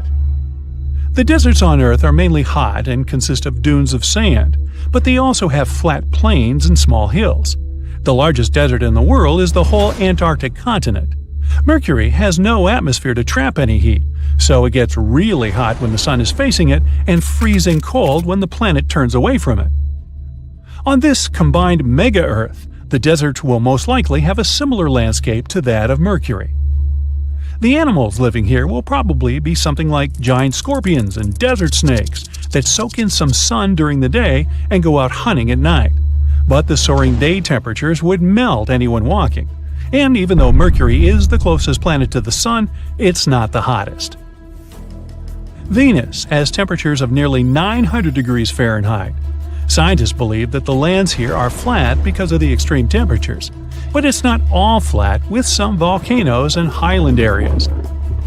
We can probably find this terrain and climate near the equator, since it's always hot there. Humans can't live there unless they build special domes to sustain life. But since the planet is now huge, not all its territory needs to be populated. Some areas will have the proper atmosphere for breathing, but some places might not have such luxuries. Over at the poles, the climate will most likely mimic Pluto's, even though it's not technically a planet anymore. In 2006, they officially declared it a dwarf planet, and it's even smaller than the Moon.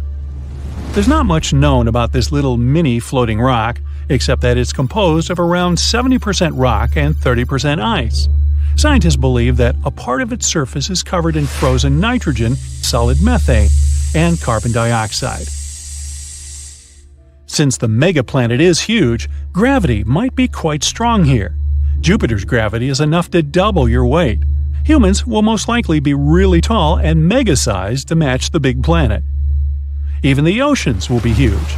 Our oceans will look like little lakes compared to what mega-Earth has in store for us. Humans need something close to 24 hours in a single day. Our bodies adjusted to it quite well, but it wouldn't affect us too much if the day had a few extra hours or a few hours less. We can't live on any other planet without wearing the proper gear. We wouldn't last more than a few seconds in places like Jupiter, Neptune, and Saturn. It's possible to last as long as you can hold your breath on Mars. The atmosphere is thin and the gravity is similar to ours, but you might freeze. Even though it's a red planet, it's actually very cold and has ice caps in the poles covered with carbon dioxide. The same's true for Mercury. You can only last there as long as you can hold your breath and be in the sweet spot between the sunrise and the sunset. Ancient civilizations wouldn't have been as diverse as they were on Earth, since the extreme terrains and conditions wouldn't have allowed for discovery and trading. But eventually, as humans developed special technologies for certain areas, different cultures would emerge. Many animals would also evolve in specific and unique ways, but because of the planet's enormous size, isolation, and being on top of the food chain would let certain animals be around since the beginning of the planet without evolving. So it's possible that this mega-Earth might have ancient dinosaurs roaming around, and they'd be even bigger than the ones on Earth. And even though there's a high chance that some humans might be physically different than each other, there might even be more than one species of humans living on opposite ends of the planet. Because of the isolation, they evolved in their own ways according to their surroundings. Over the centuries, technological advancements would spread different cultures around, and we'd be more open to each other. Neanderthals and Homo sapiens once lived side by side and were considered as the two species of humans. Neanderthals were intelligent and used tools for hunting and drawing. Homo sapiens were survivors and wandered around to discover new land. There could be two dominant human species and other minor ones that live in certain areas on mega-Earth. They'd be bigger, tougher, and faster than us. The ones who live by the trees would have elongated limbs to stretch out and swing from tree to tree. The ones that live in savannas will probably run really fast and have long legs for that. Countries and cities will be bigger than what we have on regular Earth. A country can be as big as Earth itself. The human population can reach tens of billions. Special transportation technology might be invented for people to travel from one continent to another. Covering those distances can take months or even years if using regular aircraft. High-speed trains that travel so fast over land and rocket-like planes going through the sky. Traveling through oceans will require extremely sturdy ships. Traveling through the Atlantic Ocean is already scary for many, so imagine going on a voyage across a body of water that's potentially 8 times the size of Earth. We're going to need a bigger boat. There'll be areas to avoid, like the red spot with its perpetual storms raging on. But the tourist industry might have some room for anyone who wants to see it. Living on such a huge planet is unlikely going to become a reality for most of us anytime soon. But scientists are already discussing moving to other planets to find a new home for humans. We've discovered Kepler-22b, a small exoplanet in the Cygnus constellation. Seems like nothing important, right? But it's actually a big deal. This is the first planet located in the habitable zone that was found by the Kepler telescope. In other words, there may be water on this planet, and if there's water, there may be life. Kepler-22b can become our new potential home. So let's take a closer look at it. Actually, discovering new planets is not easy at all. Not all of them can be seen through our super cool telescopes, even the almighty Hubble. Sometimes, the stars are so small and dim that it's really hard to find them on a map. The same thing happened with Kepler-22. In such cases, scientists have to use a special method. First, they take a bunch of photos of the star in different periods of time. Then, they look at them and think, are there any dark dots on this star somewhere? And if they find one, that might be a planet. These photos actually help us to discover some very important stuff. Like, first of all, this planet exists. Secondly, here is its size, radius, and proximity to the star. And finally, will we be able to live there? Now we know that Kepler-22b is very similar to our planet and could potentially become a second Earth. It's also very close to us, only 635 light-years away. Yeah, it's about 3 quadrillion miles, but this is one of the closest options. Kepler-22, the star of Kepler-22b, is a yellow dwarf. It's very, very similar to our Sun. The same size, the same radius, even the age is almost the same, 4 billion years. The difference is only in luminosity. It's about 20% dimmer than the Sun. So, no matter how much you strain your eyes, you won't see this star in the night sky. The planet Kepler-22b is about 2.4 times larger than our Earth, and that's pretty good. More radius means more potential water and space to live. Although going from one city to another would take a while. It's scary to even imagine a 3-day-long plane flight. We don't know the exact mass of this planet, but scientists think it's bigger than Earth's. Actually, the mass of Kepler-22b can be up to 36 times greater than that of our planet. What does it mean? Vigorous gravity. If the planet is 36 times heavier than Earth, then gravity there will be about 6 times stronger. Can you barely lift 20 pounds of potatoes? Try 120. Not to mention that you yourself can become much heavier on that planet. You'll have to get incredibly pumped up just to walk there. You have to literally turn yourself into a bodybuilder just to get to work. The worst thing is that with such gravity, it'd be incredibly difficult for plants to survive there. They'd need at least a little freedom to rise up from the ground. And animals. Our dogs and cats would have to turn into little balls of muscle to survive there. But if this planet has its own animals or other inhabitants, we can roughly imagine what they may look like. They probably have a lot of legs to make moving easier. They aren't really tall, but they're very massive and extremely strong. Muscular giant spiders? Could be worse, I guess. The good news is that this is all unconfirmed information. If we're very lucky, and gravity there turns out to be just a bit stronger than Earth's, then, of course, it'll be much easier to live there. The next thing we know about Kepler-22b is that it's about 15% closer to its star than we are to the Sun. If Kepler 22b existed in our solar system, it would be located somewhere between Earth and Venus. Does that mean we're all going to burn? No, silly.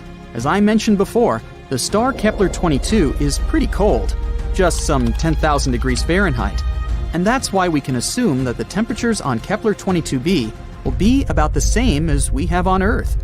If the planet orbits its star the same way Earth orbits the Sun, which we don't actually know, Kepler 22b can rotate around its star on its side, like, for example, Uranus. What? Didn't you know Uranus is actually lying on its side? Also, look at its rings. Yes, Uranus also has rings, like Saturn, but they're vertical. The universe is truly a mysterious place. So, if Kepler 22b is really something like that, then the weather on the planet will be, to put it mildly, not very good. Incredibly cold winters will be regularly followed by hot summers. And, just like with tidally locked planets, we'd be able to live more or less comfortably only on the narrow piece of land between these two crazy sides. Let's hope that this is not the case and the planet rotates normally. But it's not all that bad. Studies show that there may be an ocean on Kepler 22b. You already know that water means life, but in this case, it's also a big plus because a planet covered by an ocean always has more stable temperatures. The water absorbs some of the heat and distributes it evenly across the planet. The hot parts cool down, and the icy ones warm up. By the way, that's exactly what happened to Earth billions of years ago. When our planet started getting its first little puddles, our beloved moon helped these puddles to spread all over the planet. Thanks to this, a burning horror that used to be our Earth turned into a cute little ball full of life. So, if Kepler 22b has water but no atmosphere, scientists think that the average temperature there could be around 12 degrees Fahrenheit. But if there's also an Earth-like atmosphere, then the temperature can reach 72 degrees Fahrenheit. That would be nice. And finally, 1 year there is equal to 290 Earth days, about 9 months. The planet has no natural satellites, so unfortunately, we'd have to say goodbye to a beautiful view of the moon. On the bright side, we'd probably be able to see the sun as a distant little star. We could admire it in the night sky, remembering our home, while not hiding from giant spiders. And this is all that we know at the moment. Unfortunately, it's quite difficult to explore such planets, so there's a lot of very important data that we don't know. For example, what kind of planet is this anyway? Yep, we're missing the most important information about Kepler 22b. We don't know if it's a rocky planet or not. And if not, then all the previously mentioned information means nothing. It may turn out to be a gas planet, or a planet covered with gas but with a solid core, like Neptune, or a water world covered with a giant ocean. In this case, it better be a water planet. Then at least we could build some kind of underwater city there. We could filter the water and eat fish, until we evolve into an amphibious species. Does it even count as evolution if we go back to our roots? Scientists, however, think that Kepler 22b may turn out to be a Neptune-like planet. Some astronomers have even assigned the planet to a category of mini-Neptunes. Yes, this is a real planetary category. But this hasn't been proven yet. But even if, fortunately for us, Kepler 22b turns out to be a rocky planet, we still don't know what the atmosphere is like there. Does it exist at all? What if it turns out to be something like the atmosphere of Venus, which is more toxic than your ex? Then we'd have to dig deep underground to somehow survive on this planet. And then we'd have to come up with a heat source, because it's pretty cold underground. Yeah, let's hope this won't be the case. There are many possibilities with Kepler 22b. So far, we don't have a clear answer. But let's hope that scientists will find it before we load the first people into shuttles and send them to conquer Kepler 22b. That would be awkward if it turns out to be a gas planet, or something like that. In a star system far, far away, to be more precise, 2,600 light-years away, there's an exoplanet called Kepler 1658b. It's a gas giant that resembles our Jupiter. But what differentiates it from Jupiter is that this poor planet is doomed. It's spiraling toward its parent star, which will eventually end in a fiery collision. But the most interesting thing? Astronomers would have remained totally ignorant of this fact if not for a tiny clue. It was a really minuscule change in the planet's orbit. It wouldn't have been noticed if astronomers hadn't compared more than a decade of data received by different telescopes. More precisely, scientists have been watching the exo-Jupiter pass between our planet and its parent star once every 2 weeks for the last 13 years. And they've noticed that the orbit of the planet is getting smaller and smaller. Every year, Kepler 1658b needs 131 milliseconds less to complete a lap around its star. If this tendency continues, the planet is bound to collide with its star in 2.5 million years. Even before this discovery, computer models predicted that some planets could meet their end by crashing into their stars. But this is the first time when astronomers have some real proof of such an outcome by measuring almost imperceptible changes in a planet's orbit. They now know for sure what happens when a planet is going to crash into its star, even though we probably won't be around to witness it. But let me tell you a bit more about the doomed planet. It was discovered by NASA's now retired Kepler Space Telescope. It was launched in 2009, and its mission was to find planets orbiting other stars, aka exoplanets. And the very first exoplanet the telescope spotted was the very gas giant we've been talking about. But it took astronomers about a decade to confirm that this space object was indeed an exoplanet. This world is like a denser version of Jupiter. I mean, take 6 Jupiters worth of material, roll it into a ball about 1.1 times as wide, and voila! The planet is tidally locked to its parent star, which means that it makes one complete turn every time it finishes a lap around the star. As a result, the same side of the gas giant is always facing the star. It's the same as what happens to the moon. Our natural satellite is tidally locked to Earth. That's why we only see half its surface. Now, what is making the exo-Jupiter fall into its star? The same process that is pushing the moon away from Earth. When a moon orbits a planet, or a planet orbits a star, their gravity forces interact and tug on the other's mass. That's what causes tides on Earth. This tugging releases some energy. It can make an object speed up and slow down. In the first case, a space body will move higher. In the second, it will start moving lower. And this is exactly what's happening to the gas giant. Its parent star is 1.5 times the mass of the Sun. So, no wonder its tidal forces are gradually slowing down the planet's movement, making it fall inward.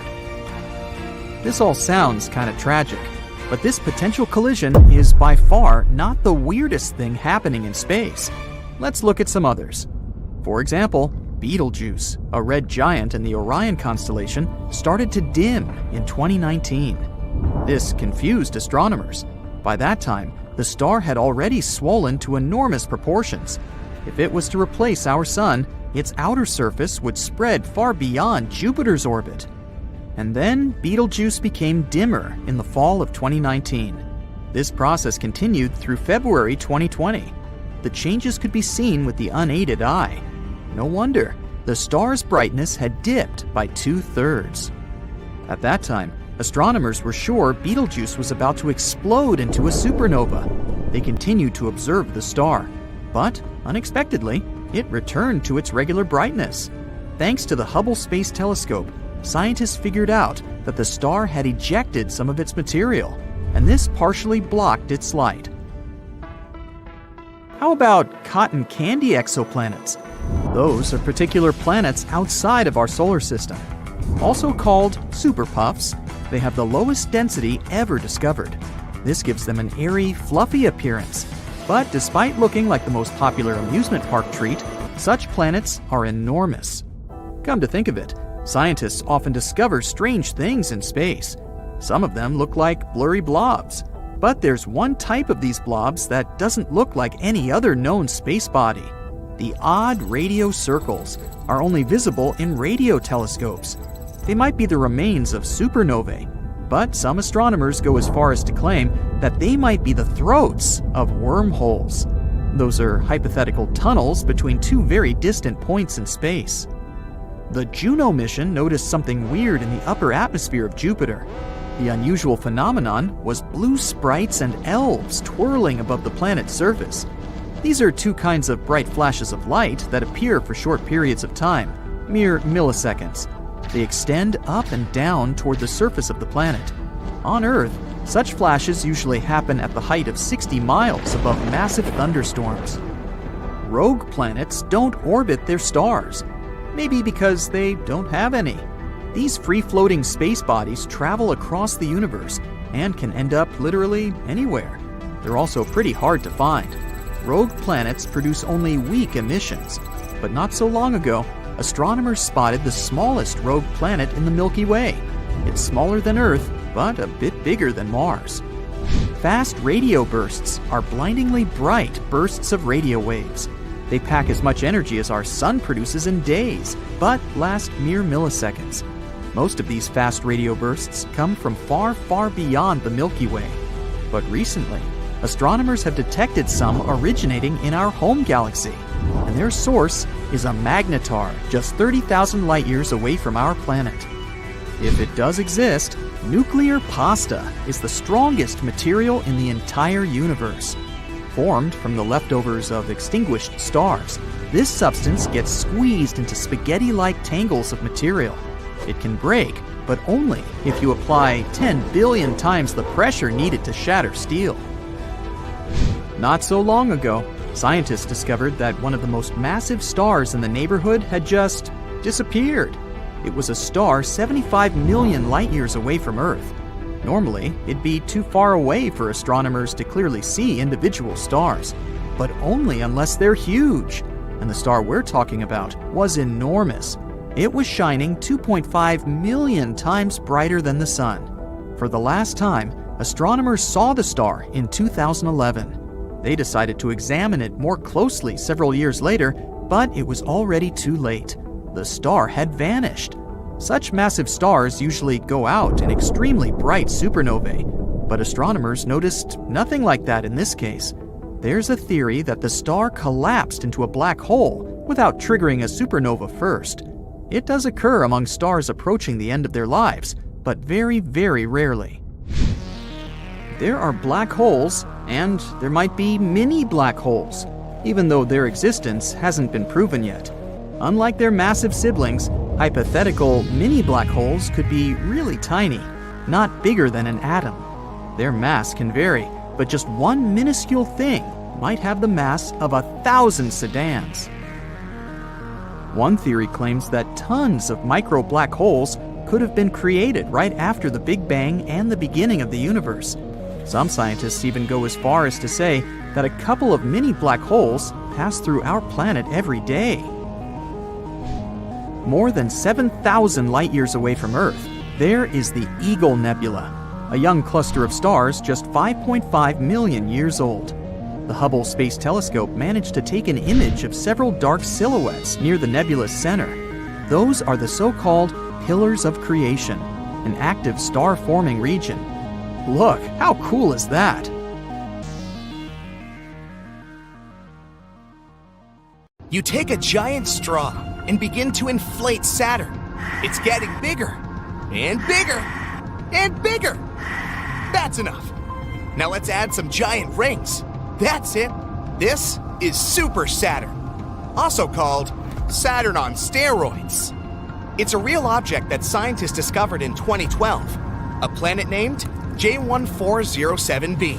And astronomers are still not sure what it really is. It could be a gas giant, like Jupiter or Saturn in our solar system. Then there would be no solid surface there.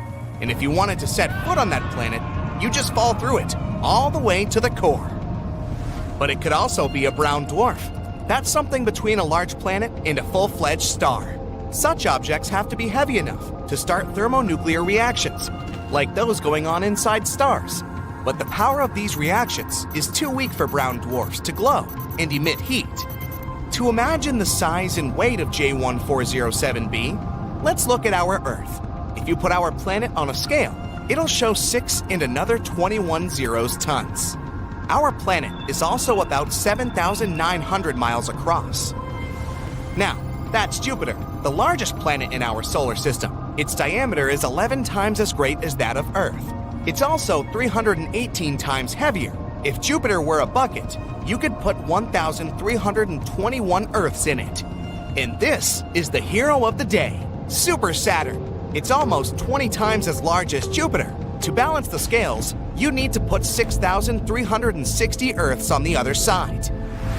The planet's rings are so wide that if they were in the solar system, they would take up more than half the space between the Sun and Earth. And if Super Saturn switched places with the original Saturn, you'd see those rings with the unaided eye. They would be larger than a full moon. Presumably, these rings appeared in the same way as the ones around our Saturn. One theory says they're the remains of a moon that was once there. Its orbit was unstable, and over time, the moon got torn apart by the tidal forces of the huge planet it orbited. Small pieces of the former moon took their places in the giant's orbit. They collided with one another, like in a blender. After some time, everything that was left was basically particles of dust and ice moving around the colossal planet. Another theory suggests that the rings appeared after the moon collided with an asteroid or another moon. Then the gravitational blender did its job and turned the moon's debris into the rings. Some scientists think the rings formed at around the same time as the planet itself. So they're just the remains of the planetary nebula, which is a cloud of gas, space debris, and dust. Later, it probably shrunk and solidified to form a planet. We can only guess where Super Saturn got its rings from, but scientists say their mass is 80% of that of Earth. It may mean that the moon that used to orbit J1407b was about the same size as our planet. There's a little gap in the middle of these rings. Scientists think Super Saturn's moon might be there. If this is the case, it should be about the size of Mars. If scientists are right and Super Saturn is actually a brown dwarf, then this is an incredible discovery. Scientists will be able to watch it age. Supposedly, brown dwarfs lose their energy and shrink, fading in the process. And when a brown dwarf exhausts all its energy, it turns into a black dwarf. It's easy to confuse it with a black hole. People haven't discovered black dwarfs anywhere in the universe yet, because they take trillions and quadrillions of years to form. Our universe is too young, and none of the stars, even those that appeared when the universe was born, have had time to become black dwarfs. One of the oldest objects in the universe is the white dwarf, with a pretty long name, WD 0346 plus 246. It's about 11 to 12 billion years old and half as cold as our sun, and it's still cooling. It would need around 10 plus another 15 zeros years to turn into a black dwarf. For comparison, the universe is 1.4 and 10 zeros years old. Scientists believe that a black dwarf will exist for about 10 plus 25 zeros years, feeding on dark matter. After that, its protons, the smallest particles of matter, will begin to decay. And then, the black dwarf will simply evaporate. That will take another 10 plus 49 zeros years. But if the protons remain intact, a much more interesting scenario will await the black dwarf. In another 10 and 1500 zeros years, the black dwarf will become an iron star. It's essentially just a cannonball in space. The iron sphere will exist billions of times longer than our entire universe has existed, until it suddenly turns into a black hole. So, the process of the formation of a black dwarf is extremely long. It'd take a regular star an insane amount of time to age that much. But Super Saturn, if it is a brown dwarf, may be much closer to this state. Saturn on steroids is not the only strange planet in our universe. This is Gliese 436b. It's been detected using the transit method. A transit happens when a planet moves between its host star and an observer. It looks similar to a lunar eclipse. This planet is 4 times the size of Earth and 22 times as heavy. That's almost like Neptune. It's an exotic water world. The water there is solid, but it's not ice. It has a temperature of about 520 degrees Fahrenheit. The water in your pot turns into steam at 212 degrees Fahrenheit. But on Gliese 436b, the liquid remains solid because of the extreme pressure on the planet. Scientists have also discovered that the planet's atmosphere is evaporating into outer space. That's why there's a giant circular cloud around it. It's constantly moving in its orbit, giving the planet a long tail that looks like that of a comet. Cancri E holds incredible riches worth more than all the money on Earth. There are diamonds scattered all over the planet. Cancri E is about twice as wide and 8 times as heavy as Earth. This planet doesn't rotate. Only one of its sides always faces its host star. The surface temperature there is almost twice as high as the temperature of a burning fire. And since the host star is rich in carbon, the planet contains plenty of this element too. The intense pressure and temperatures help turn carbon into graphite and diamonds. Unfortunately, this planet is 40 light years away from our home, so it'd take about 730,000 years to get there on a regular rocket. Another planet rich in gems is HAT P7b. It's about 1,000 light years away from Earth. It's 60% as large and nearly twice as heavy as Jupiter. The planet is so close to its host star that it makes one revolution around it in just 2 Earth days. Because of such close proximity to the star, HAT P7b is almost as hot as a white dwarf. If you look at the night side of this planet, you'll see unusual clouds. Scientists believe that these clouds may be rich in corundum material. This is the very substance that forms rubies and sapphires, so it's likely to rain very expensive and beautiful gems there. WASP 12b is one of the darkest planets ever discovered. Only one of its sides faces its host star.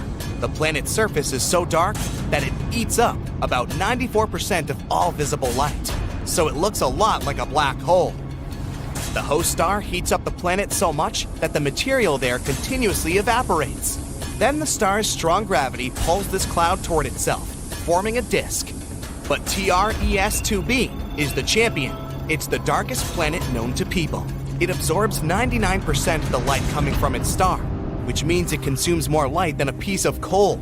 1% of the remaining light looks red as it gets reflected by this gas giant. From afar, this planet looks very evil. One of the oldest planets in the universe is PSR B1620-26b. It's about 12.7 billion years old.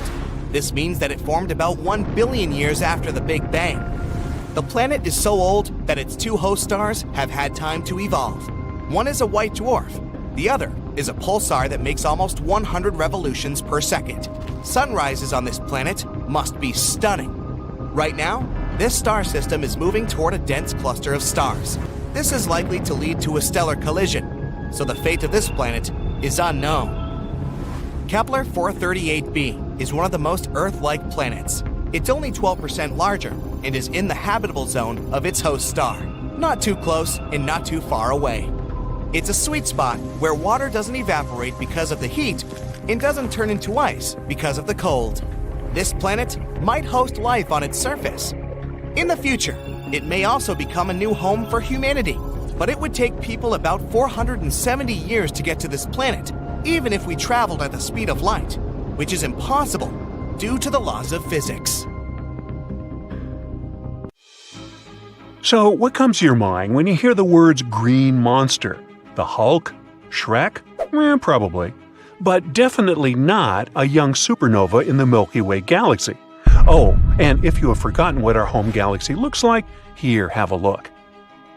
So anyway, is that supernova indeed green and, scary? Not really.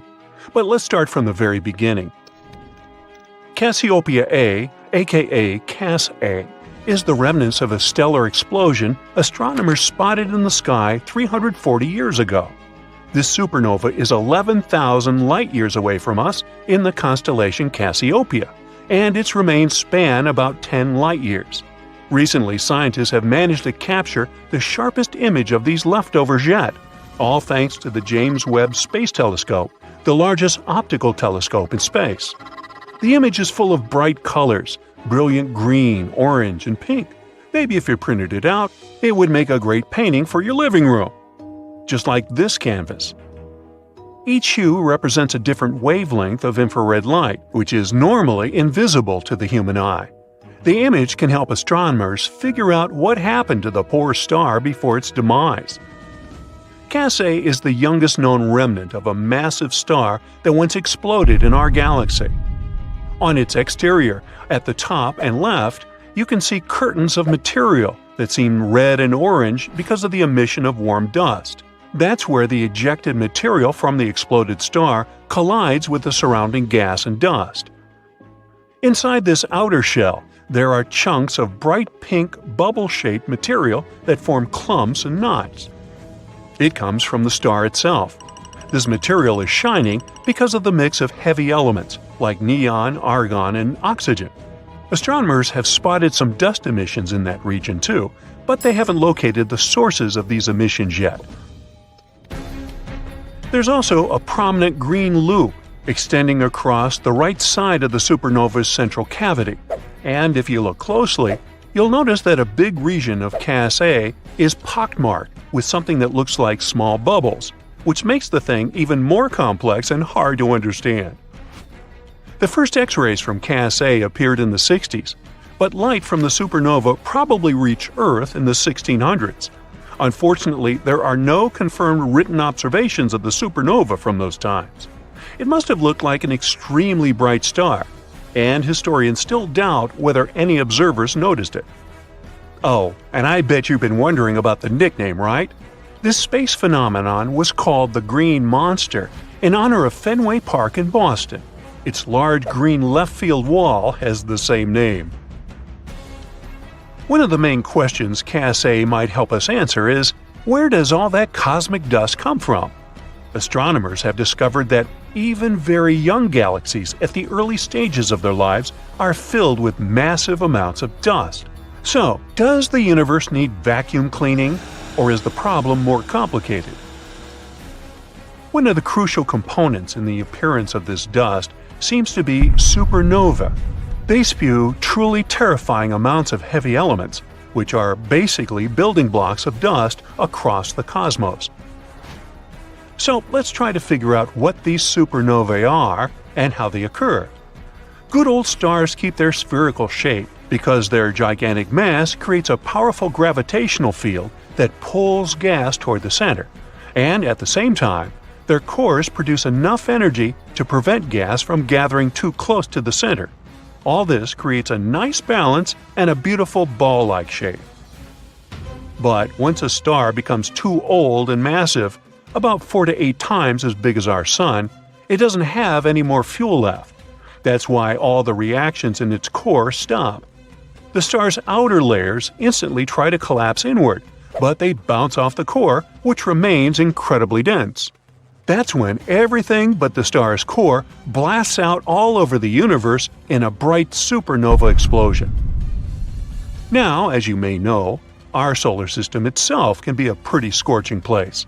For example, the temperature of Earth's core almost reaches a whopping 10,800 degrees Fahrenheit, which is about as hot as the temperature on the surface of the Sun. As for the Sun's superhot center, it's heated up to 27 million degrees Fahrenheit. Okay, that's hot. But if we talk about the universe, such temperatures are nowhere near hot in comparison with a supernova. As you now know, it's the very last stage of a star's life, which ends in a gigantic explosion. This explosion is one of the largest in space, and it unleashes enormous amounts of energy. Therefore, the temperature at the core of a supernova is an incredible 6,000 times higher than that of the Sun's core.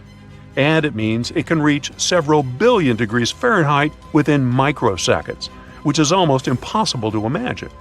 After that, atoms get crammed together so infinitely closely that the squeezed core recoils and a star explodes, creating a superheated shockwave. Anyway, let's get back to our Cas A. By studying it with the help of the James Webb Telescope, astronomers hope to get a better understanding of its dust content. This, in turn, will help them figure out where the building blocks of stars, planets, satellites, and us humans come from. Experts can locate regions with different gas composition and look at the types of dust that form there. Oh, by the way, if you're interested in space too, but don't have your access to the James Webb Telescope, you can get yourself a telescope of your own and enjoy amazing views. Supernovae, as the one which created Cas-A, are very important for life as we know it. They spread such elements as, for example, calcium that we have in our bones, or iron our blood contains, literally seeding new stars and planets. You, my friend, are made from star stuff. Supernovae don't always mean the end of stars. Even though a star loses its outer layer, it might still survive the explosion. Then it either becomes a black hole or a new kind of star. See for yourself. Even without the outer layers, a star's core keeps collapsing. At one moment, the pressure inside becomes so high that electrons and protons virtually melt into each other and form neutrons. The result of this crazy fusion is a neutron star, whose mass consists of 90% of neutrons. It means that the thing just can't get squashed any tighter. Then, energy starts to leave the fading star, transforming it into a neutron star. And the amount of this energy is so great that it can be compared with the combined light emitted by all the stars in the observable universe. Energy is leaving the star in the form of neutrinos, subatomic particles that are similar to electrons but with no electric charge and a very small mass. And during a supernova explosion, the star emits almost 10 times more neutrinos than the number of protons, electrons, and neutrons in the Sun. No wonder that in such conditions, something truly scary gets born.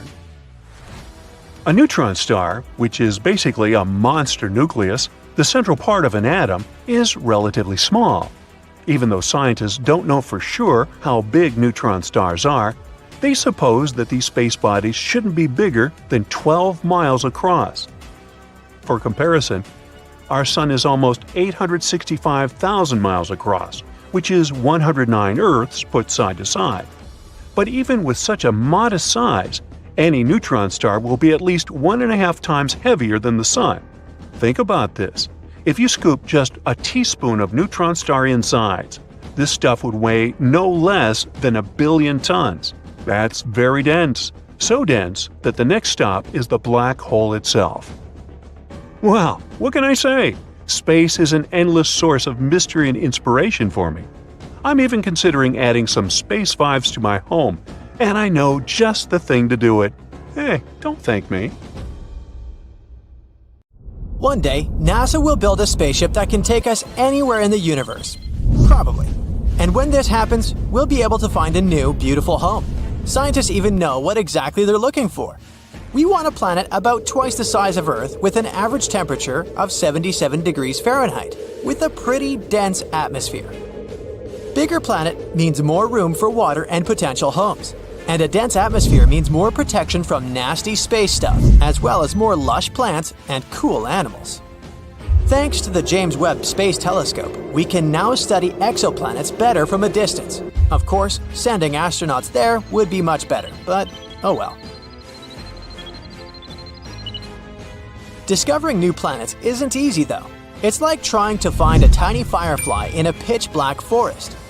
Scientists had to come up with a clever method to find very distant planets. It's called the transit method. Here's how it works.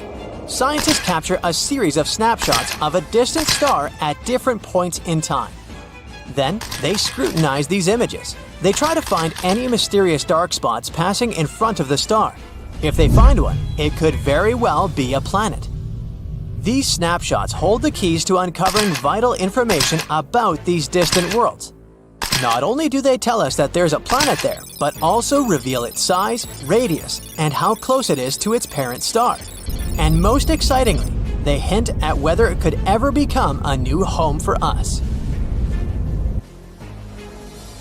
And now their research is finally bearing fruit. Recently, we've stumbled upon a tiny world nestled in the Cygnus constellation. It's called Kepler 22b. At first glance, it might not seem like a big deal, but this discovery has some pretty huge implications. This planet is located right in the Goldilocks zone. The Goldilocks zone, also known as the habitable zone, is a sweet area around a star where the conditions are just right for a planet to have liquid water on its surface. It's not too hot, so it doesn't evaporate, and it's not too cold, so it doesn't freeze. hence the name from the famous story of Goldilocks and the Three Bears. So there might be water on Kepler 22b, and where there's water, there's a chance for life. And it's not just about life. Having a planet covered in oceans can be a game changer for climate stability, all because vast water bodies act like nature's thermostats. When the sun beats down on the hot parts, the water soaks up some of that heat and spreads it around like a blanket. The scorching regions cool down and the icy ones warm up and thaw out.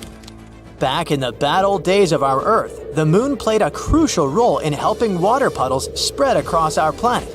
This is what helped our world transform from a fiery nightmare into the vibrant, life-packed orb we call home.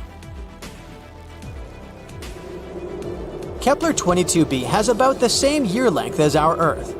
And if we're right about the whole ocean thing, scientists think its average temperature could be around a cozy 12 degrees Fahrenheit. But if this world also sports an Earth-like atmosphere, temperatures might soar up to a toasty 72 degrees. This world isn't too far away from us, only 635 light-years, which is about 3 quadrillion miles. Yeah, that's pretty close in space terms.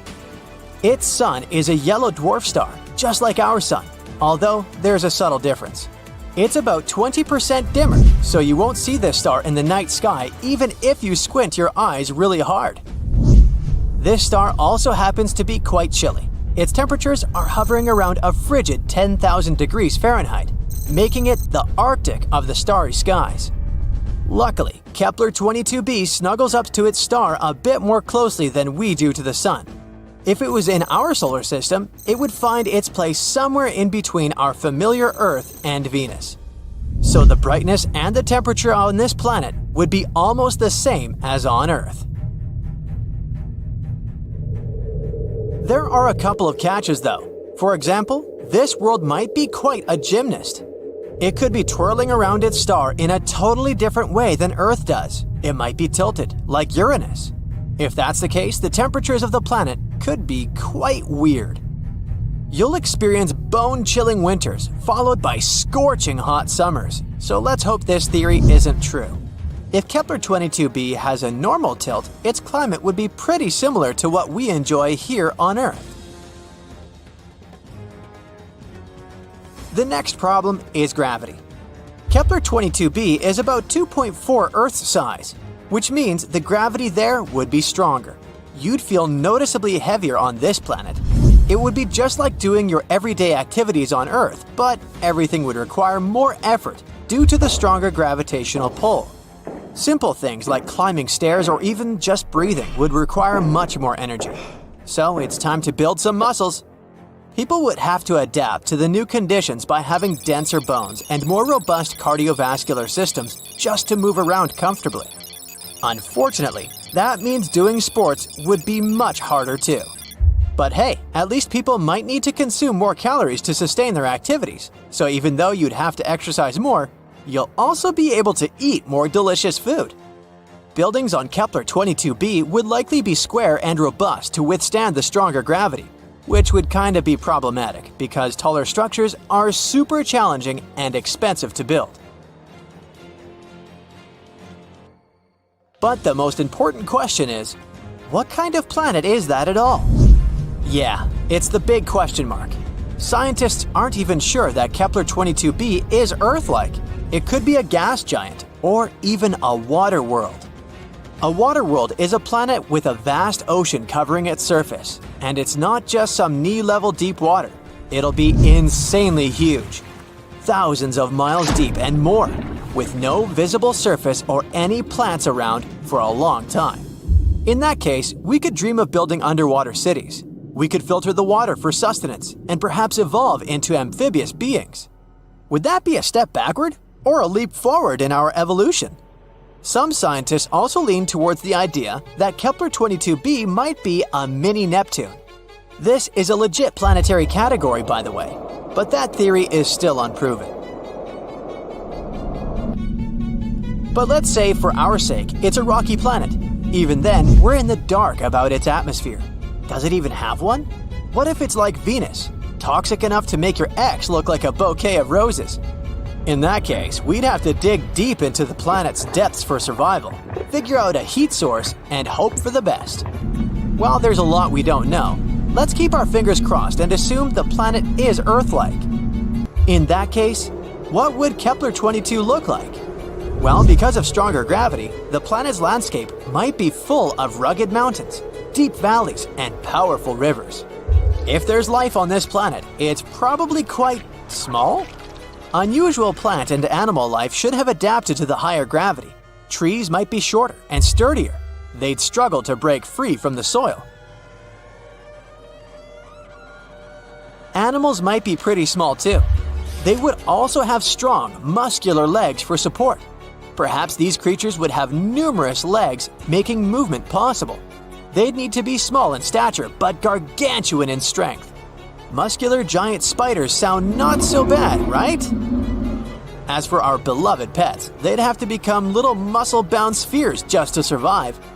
Also, the landscapes would feel very spacious because of the planet's sizes. A 3-day flight in a plane sounds like quite the adventure. There are many possibilities with Kepler-22b. So far, we don't have a clear answer. But let's hope that scientists will find it before we load the first people into shuttles and send them to conquer the planet. That would be awkward if it turns out to be a gas planet or something like that. TRES-2b, or not to be, is a planet where night never ends. And it's not your regular night with stars shining in the beautiful skies. Here it's pitch dark and scorching hot. TRES-2b is a gas giant, roughly 1.5 times more massive than Jupiter, and its surface absorbs light better than charcoal. It might also have a faint dark red glow because of its burning air, which is as hot as fresh lava. Lovely. In the star system of 55 Cancri, there are 5 planets, 4 of which are gas giants similar to Jupiter and Saturn. But the 5th one, or rather the first because it's closest to the star, is different in a most horrible way. 55 Cancri e is so close to its sun that half the planet's surface is a literal ocean of molten lava. The other half is in eternal darkness because it never sees the sun. The planet is always turned to its star on one side. And between the scorching and the dark, there's the twilight zone, a thin strip of gloomy nothingness. That's a getaway spot. HD 189377b, oh, I'm not going to say that again, is the only exoplanet in the orbit of its star. And at first glance, it looks quite pretty, blue and white swirls making up wondrous patterns on the surface. But these pleasant colors actually come from hard silicate particles in the planet's atmosphere, which means it rains glass here. But the worst is that winds reach the speed of 5,400 miles per hour, or almost Mach 7. Well, for comparison, the fastest wind speed on Earth was 254 miles per hour, over 20 times less. Thus, the glass falling from the sky travels horizontally at hypersonic speeds, shredding everything in its path. Better duck. The next system, whose name I won't even try to pronounce, this one, has 3 exoplanets, which are all being slowly destroyed by their own star. It happens because that star is not irregular. It's a pulsar, a rapidly spinning core of an exploded star. It creates powerful electromagnetic pulses in several directions while rotating at several thousand times per second. As a result, the planets orbiting this deceased star are slowly being eaten away and will eventually disappear entirely. Kepler-70, hey, I can say that one, is a hot blue dwarf star that exploded into a red giant some 18 million years ago. At the time, it was orbited by at least 2 planets, the closer of which was a Jupiter-like gas giant. Its name was Kepler-70b, and it still exists, but the overgrown star consumed it and transformed it into a blazing hot rocky world. Right now, it's one of the hottest planets ever discovered. Its temperature is higher than the surface of our Sun. It was lucky to survive spending time inside the star, but it's evaporating now and will probably be no more in the near future. WASP-12b is one of the weirdest and saddest planets out there. The enormous gravity of its star, combined with the planets consisting mostly of gas, result in the star slowly devouring its protege. So pal, what's eating you? my mother. WASP 12b has already taken the form of an egg, stretched toward its merciless sun, and it's unable to do anything with its condition. In another 10 million years, the planet will inevitably succumb to the voracious star's appetite. Hey, you asked. If you ever wondered what it's like to walk on ice and hot coals at the same time, Gliese 436b is a planet that would give you a vivid example. Being extremely close to its sun, the Neptune-sized exoplanet boasts temperatures hotter than a blazing oven, and yet it's covered in ice, which burns incessantly. This ice is much denser due to the enormous gravity of the planet, staying solid even under extreme conditions and not melting away. No list of frightening worlds could do without mentioning Venus, the Earth's evil twin. The second planet from the Sun has an atmosphere so thick and full of clouds that its surface is much hotter than that of Mercury. Volcanic eruptions constantly thrash Venus. Its gravity is almost 100 times stronger than ours, and those clouds I mentioned are not made of water but of sulfuric acid, which condenses and rains down on the ground, adding to the inferno. But even if you were brave, or crazy, enough to try to pass through these clouds, you probably couldn't. The winds up there are as strong as some of the most powerful hurricanes back on Earth. Here we have a very long name for a very, very cold planet. Although the host star is not too far away, it's a small and rather cool red dwarf, whose light and heat barely even reach the planet. The temperatures out there fall as low as minus 370 degrees, which is only marginally warmer than absolute zero. The exoplanet is thus dark, gloomy, and covered in eternal ice that never thaws. I thought I thaw that Thumbworth. Still, if it has a rocky core, it might generate some heat, so there's a chance that deep below the frozen surface, some unknown alien things might lurk. Dimidium, located roughly 50 light-years away from our solar system, is a planet hostile to any living thing on many accounts. It's tidally locked to its sun, which means one of its sides is always facing the star, while the other is always turned away.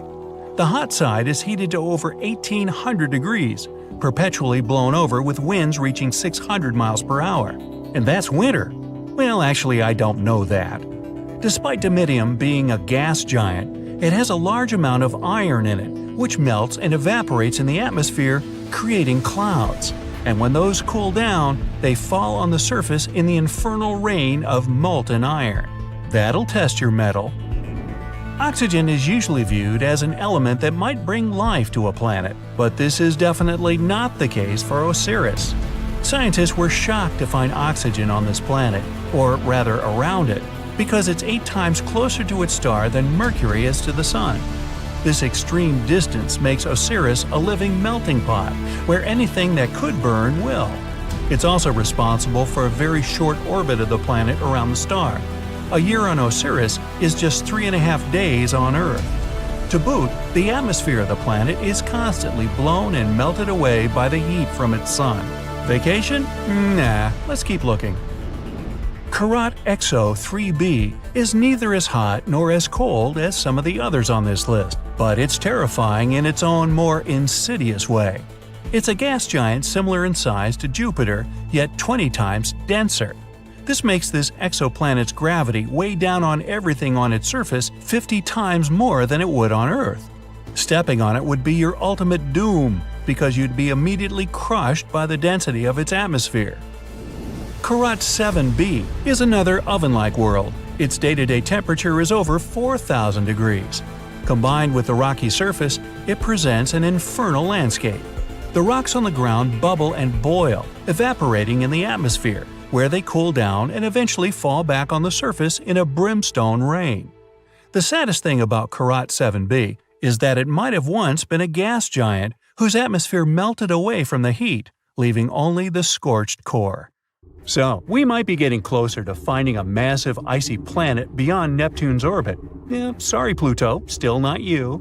Recently, some universe mapping using data from a telescope in Hawaii eliminated about 78% of the possible locations for this mysterious Waldo from space. Some people call it Planet 9, while others prefer Planet X. Either way, it's been causing controversy since its existence was first proposed, and that is mainly because no study so far can answer the big question: does it really exist? If discovered, Planet 9 would rank as the 5th largest planet in our solar system, with a mass 10 times that of Earth. It's also theorized to be gaseous, like Uranus. The initial study on Planet 9, dating back to 2016, suggests that this colossal new planet orbits the Sun 29 times farther out than Neptune, which sits at about 2.8 billion miles. As a result, the Planet 9 would take between 10,000 and 20,000 years to complete a single orbit around the Sun. If confirmed, this yet-to-be-understood world would dominate a region larger than any other known planet in our cosmic neighborhood. These are all intriguing hypotheses, but without a single piece of evidence or observation to back them up. Before dismissing this as a wild guess, it is important to note that these researchers relied on complex mathematical modeling and computer simulations to speculate about the planet's characteristics, because that's what they do. The hypothetical presence of this planet would explain various mysterious features located beyond Neptune. We are specifically talking about the Kuiper Belt, a huge donut-shaped region filled with icy debris left over from the formation of the solar system, including comets and dwarf planets like Pluto. What happens is that the 6 farthest objects in the Kuiper Belt exhibit elliptical orbits that are all oriented in a similar direction within physical space and tilted approximately 30 degrees downward relative to the orbital plane of our 8 known planets. What's strange here is that, despite their distinct orbital velocities around the solar system, they maintain this alignment. The likelihood of such alignment occurring randomly is extremely low, around 0.007%. So, here comes Planet 9, a hypothetical massive celestial body that offers a plausible explanation for this strange phenomenon, potentially exerting gravitational influence to shape these orbits. The initial theory didn't hold up for long, facing accusations of observational bias and calculation errors. Then, in 2017, another study popped up, sparking back the idea that maybe Planet 9 is out there after all. This time, Spanish astronomers tried a novel approach, focusing on observing extreme trans-Neptunian objects. These celestial bodies orbit the Sun in highly stretched elliptical paths, with average distances exceeding 13 billion miles. The research suggests that the distances between these objects' nodes and the Sun might provide clues to Planet 9's location. You see, these nodes are the points where a celestial body's orbit intersects the solar system's plane. When these objects reach these points, they're more likely to interact with other solar system bodies, potentially causing significant changes in their orbits or even collisions. So, if the trajectory of these extreme trans-Neptunian objects remains stable, everything's fine. But if it's not, well, that's a sign that something else, something big, is messing with their path. And that's exactly what the research found. There is something unseen out there, throwing these objects off course. And that something could be a planet, chilling at a distance between 300 to 400 times farther from the Sun than Earth.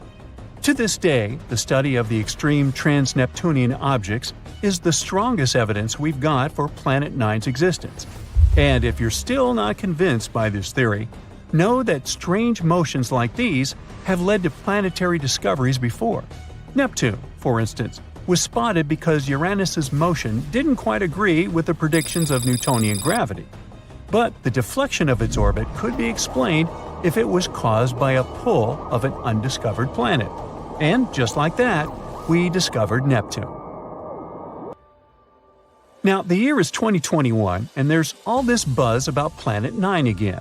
After correcting some old guesses, studies are now leaning towards the idea that this mystery world follows an epic loop around the Sun every 7,000 years. That is massive news, because it means this planet might be closer than we ever thought, making it easier for our telescopes to spot it. The paper also suggests there is a whopping 99% chance that the funky orbits of these distant objects are all because of this unseen planet, not just some cosmic coincidence. Now, the odds of this whole situation being a fluke are down to a 1 in 250 chance, which is much better than the 1 in 10,000 chance back in 2016. All these optimistic numbers have brought us to where we are today, keeping our hopes and working on better equipment to continue the mission of spotting Planet 9. As mentioned earlier, researchers in Hawaii created some kind of treasure map utilizing the Panoramic Survey Telescope and Rapid Response System to eliminate 78% of its locations. This is great news, considering how challenging it is to find a planet-sized needle in a cosmic haystack. But unfortunately, Planet 9's presence remains a ghost in the dark outer reaches of our solar system. Enthusiasts are still convinced of its existence and believe it is only a matter of time before we celebrate the discovery of Earth's new cosmic cousin. They're putting their hopes on the Vera C. Rubin Observatory, which is currently under construction in Chile and is scheduled to begin science operations in late 2025. Over the course of 10 years, this observatory will scan the entire southern hemisphere sky every few nights with a 27-foot, fast-moving telescope equipped with the largest digital camera in the world. The idea is to catalog everything in the solar system, reaching out to and beyond Neptune, and tracking the movements of millions of celestial objects, including space junk, asteroids, comets, and stars. If Planet 9 is indeed out there, this next-generation telescope could be the one to find it. The existence of this mysterious planet is far from being universally accepted in the scientific community. That is simply because Planet 9 isn't the only explanation for the strange phenomenon occurring beyond Neptune. One theory suggests that a group of distant objects, such as dwarf planets, comets, and moons, might be collectively influencing the orbits of the extreme trans-Neptunian objects. Others believe that a black hole is behind all this. These compressed masses are some of the densest objects in the universe, potentially capable of affecting the orbits of other masses, like how this supposed ghost Planet 9 is believed to be doing. Another bold perspective suggests that our current understanding of the laws of gravity is flawed, actually incomplete.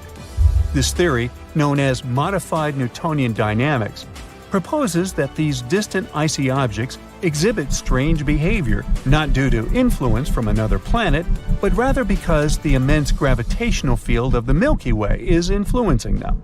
However, even supporters of this theory acknowledge that it is too early to draw firm conclusions, and much more extensive research is still required. While we continue our relentless hunt for Planet 9, some astronomers have taken it a step further, suggesting the existence of a hypothetical Planet 10. This world has a mass and size like that of Mars or Earth and is located on the edges of the Kuiper Belt. But the thing is, if this alleged Planet 10 is indeed as small as scientists believe, it might not have enough gravity to clear its orbit of debris. And that is pretty similar to what happens with Pluto, being one of the reasons why it got into trouble back in 2006. So yeah, it's better not to get too excited. This supposed Planet 10 might end up classified as another dwarf planet. Our universe is full of both amazing and terrifying things. You already know about quasars, black holes, dark matter, and so on. But how about the horrors of space that you haven't even heard of? Would you like to visit the most bizarre worlds in the universe? And it's not me who made this list, but NASA themselves. Welcome to the Galaxy of Horrors, NASA's awesome Halloween collection. Please join me on a journey to some planets and tell me which ones you would consider the most horrible. Buckle up! Our first destination is a gas giant called TRES 2b. It's located 750 light-years away from us. If we used a regular spaceship, it would take us about 10 million years to get there. TRES 2b orbits a yellow dwarf, a star similar to our Sun. It also weighs about 1.5 times more than Jupiter. So, what's so special about it? Well, if you're afraid of the dark, you definitely don't want to visit this place. It's the planet of eternal night, the darkest one of all the planets known to us. But it's not that far from its star, so why is that? The thing is, The surface of TRES 2b reflects light even worse than coal does. Because of this, it seems that there's no light at all. If you were flying across the surface of this planet, it would be like walking with a blindfold on your eyes.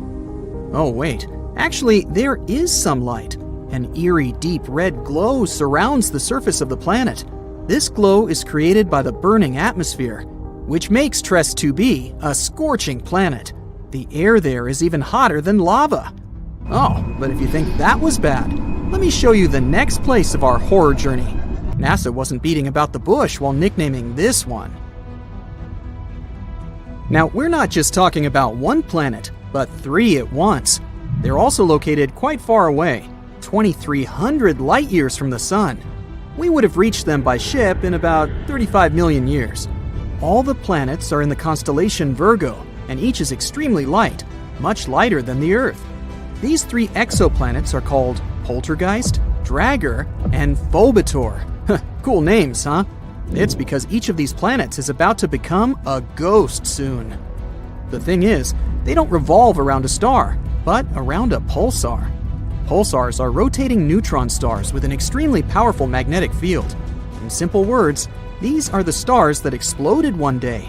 After the explosion, they usually emit such a powerful pulse that it causes the star to rotate at an unimaginable speed, several thousand rotations per second. At the same time, they constantly emit electromagnetic pulses that affect everything around them. So, you've probably already guessed what's happening with our zombie planets. They're slowly, gradually being destroyed under the gigantic influence of radiation.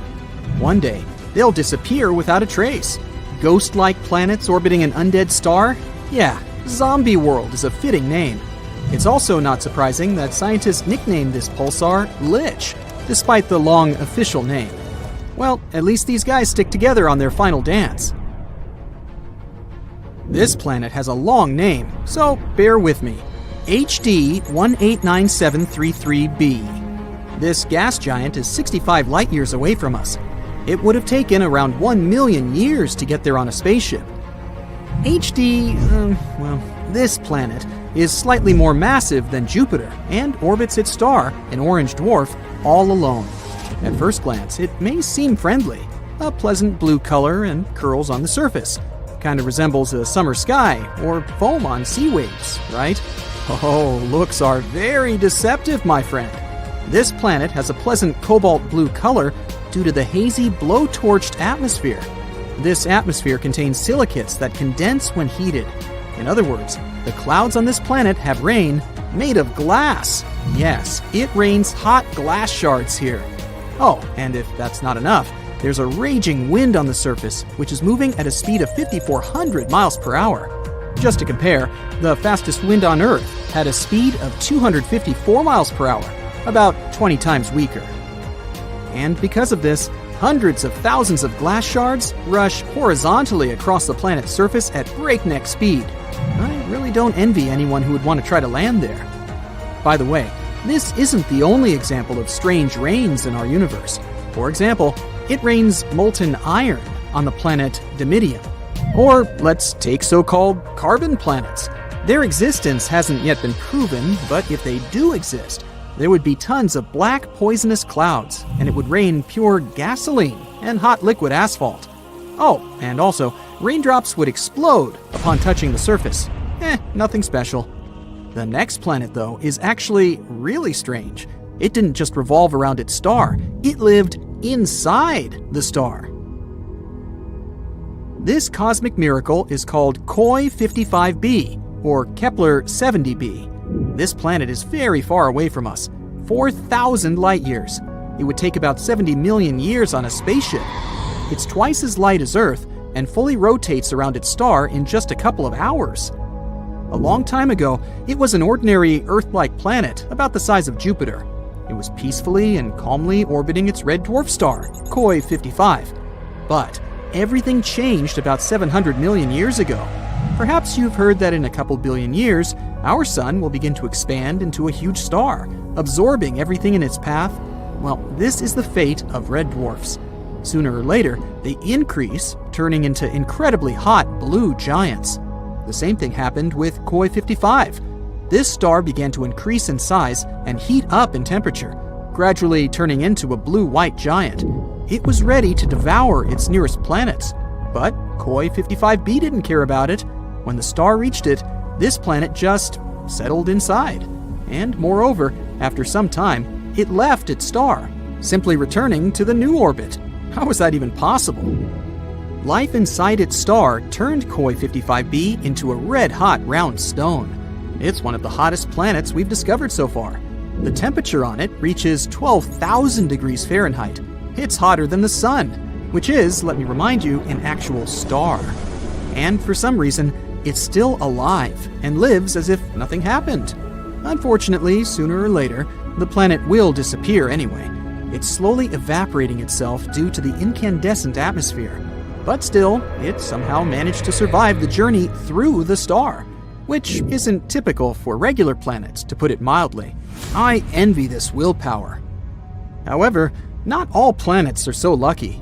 Some are gradually being destroyed by their stars, and there is even an entire system among them.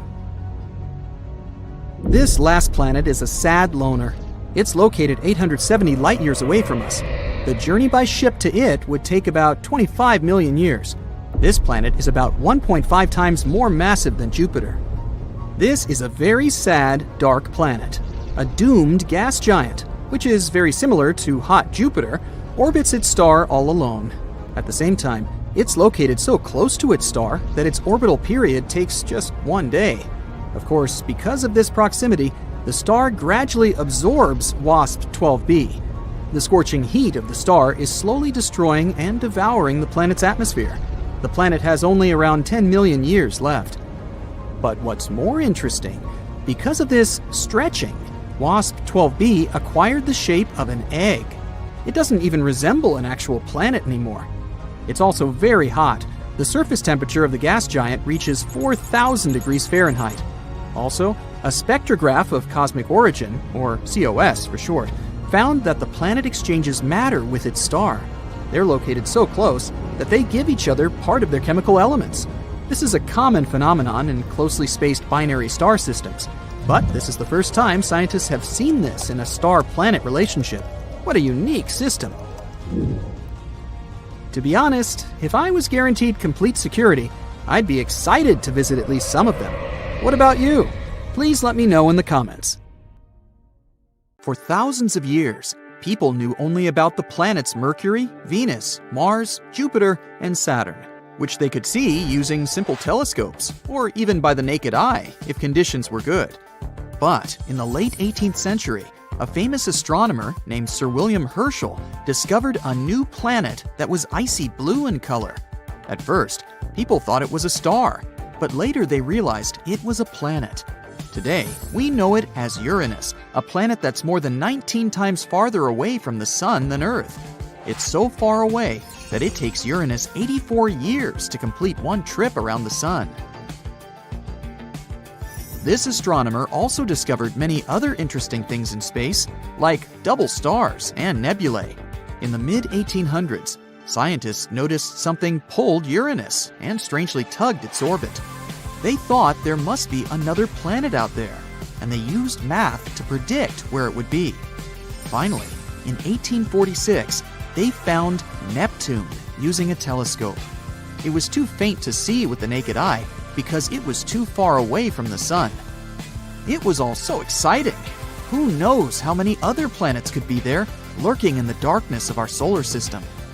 Back in the mid-1800s, astronomers noticed something unusual was happening in the sky. A small rocky planet named Mercury was behaving strangely. It didn't follow the predictable orbit that was expected of it. One of the astronomers was a brilliant French scientist named Urbain Le Verrier. He came up with a theory that there could be another planet in our solar system no one had yet discovered. It would be located somewhere between Mercury and the Sun. This hypothetical planet, which he named Vulcan after the Roman god of fire, would have an incredibly hot surface, and it could be a potential explanation for Mercury's strange behavior. He never surely claimed Vulcan was really the one thing disturbing the orbit of Mercury. But, excited by the possibility of discovering a new planet, astronomers all over the world took the idea of Vulcan.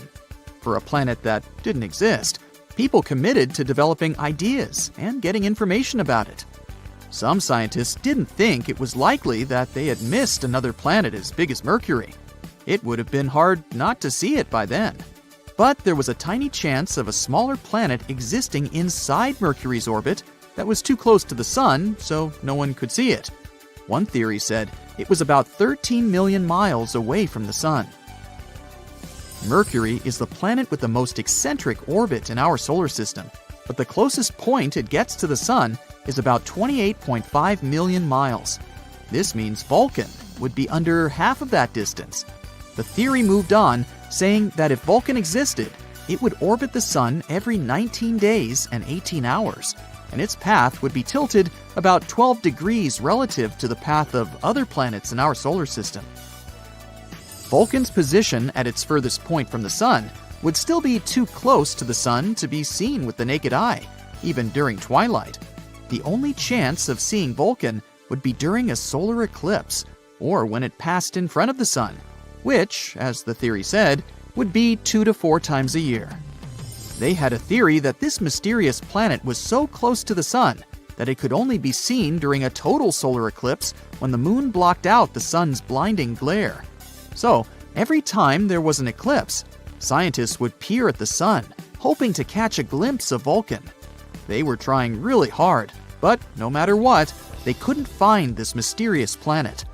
Some astronomers claimed to have spotted it during eclipses, but no one could ever confirm or find evidence for that.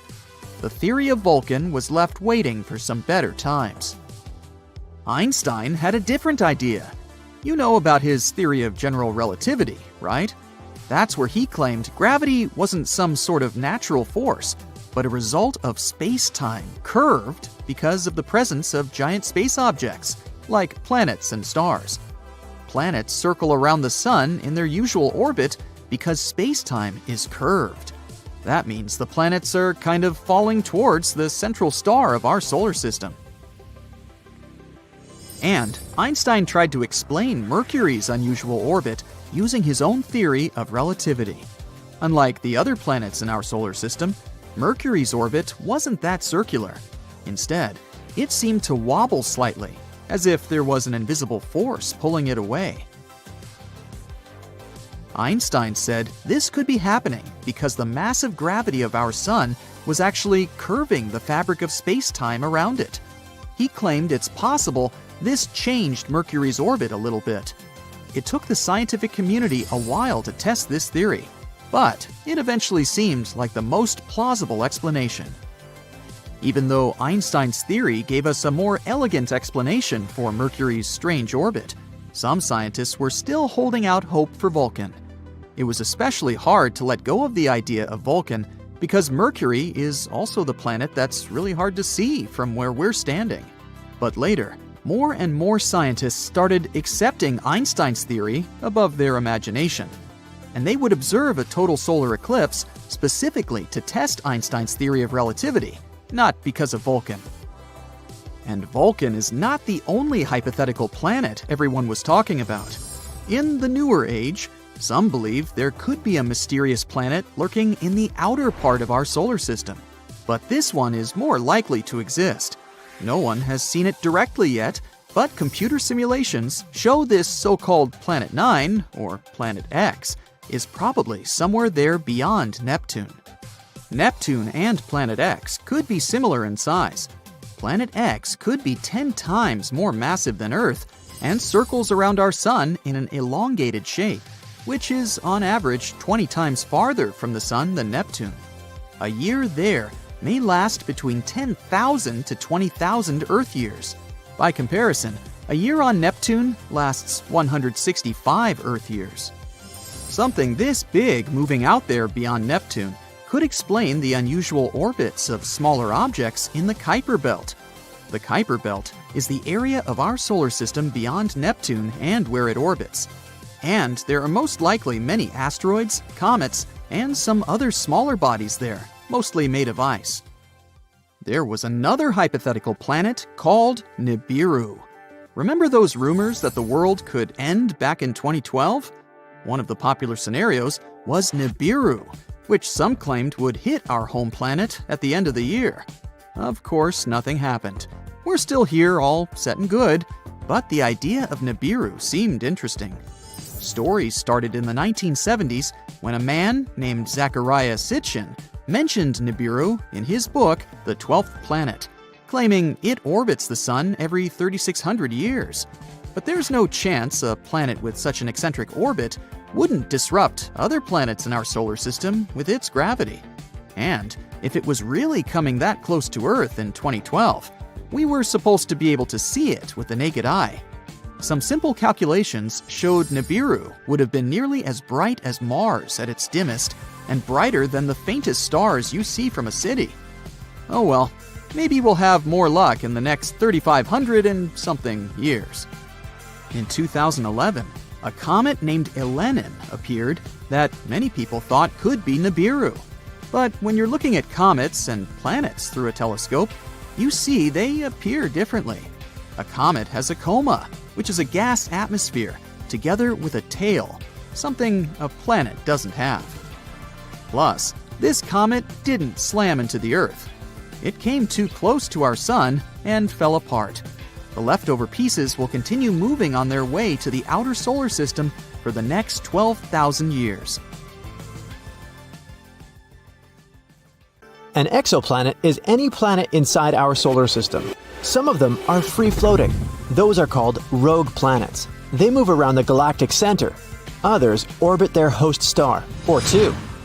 For the first time, astronomers discovered exoplanets in the 1990s. Since then, scientists have found thousands of them. And now, you can sneak a peek too. Spoiler alert, some exoplanets are pretty bizarre. Others resemble our home planet and could probably support life. The closest to Earth exoplanet is Proxima Centauri b. It's a mere 4.2 light-years away from Earth. Recently, astronomers have found out that this world might resemble Earth even more than previously thought. It's only 17% more massive than our home planet. It orbits a star that is dimmer and less massive than the Sun. Proxima Centauri b is in the middle of the star's habitable zone. This means that chances are liquid water and life might exist on the planet. It looks like the exoplanet is tidally locked with its parent star. This means one of its sides faces the star at all times, and the other is always in the darkness. Scientists haven't figured out yet whether the planet has an atmosphere. It's traveling too close to its star and completes one orbit within 11 Earth days. The radiation from the star might be pulling the planet's air away. If this is the case, Proxima Centauri b isn't likely to have liquid water on its surface. Gliese 832c is 16 light-years away from Earth. In the cosmic scheme of things, it's a stone's throw away. This exoplanet is 5 times as massive as Earth and travels much closer to its parent star. That's why a year on this planet lasts a mere 36 days. But since this star is a red dwarf, much cooler and dimmer than the Sun, Gliese 832c gets as much light and heat as our planet does. At the same time, it's still unclear if Gliese 832c is similar to Earth. It probably has a much thicker atmosphere that creates a runaway greenhouse effect. This phenomenon occurs when a planet absorbs more heat from its host star than it can release back into space. This means that Gliese 832c is more likely to resemble scorching hot Venus rather than relatively cool Earth. Another Earth-like planet, TOI 700d, is 100 light-years away from us in the constellation Dorado. It orbits a small and rather cool dwarf star that is about 40% of the mass and size of the Sun. Its surface temperature is half as high as that of our star. The outermost planet, which is the very TOI 700d, is almost the size of Earth. It also sits in the habitable zone of its parent star. No flares from TOI 700 reach the planet.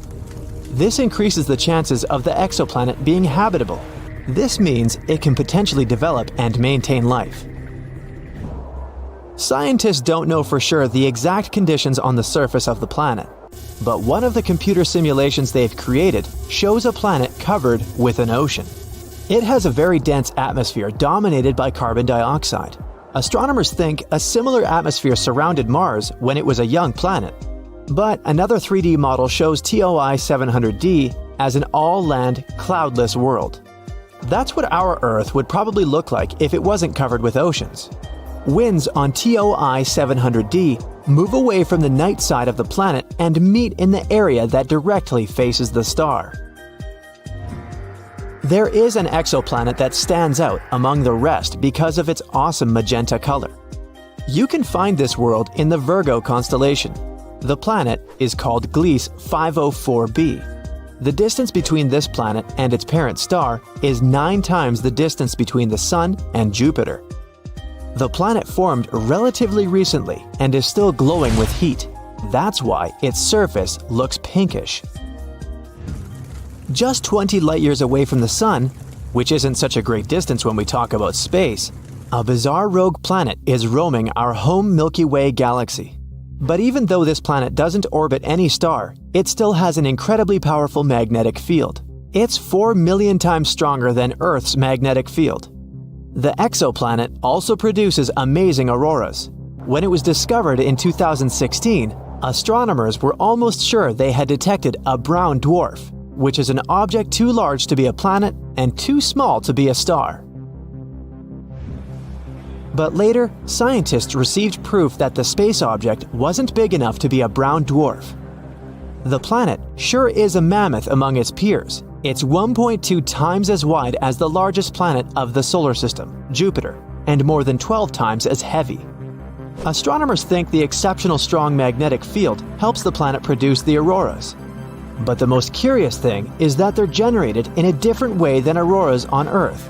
It might be because the exoplanet's moon helps the planet create these light shows. If you traveled 20,000 light-years away from Earth, you'd come close to a red dwarf in the Sagittarius constellation.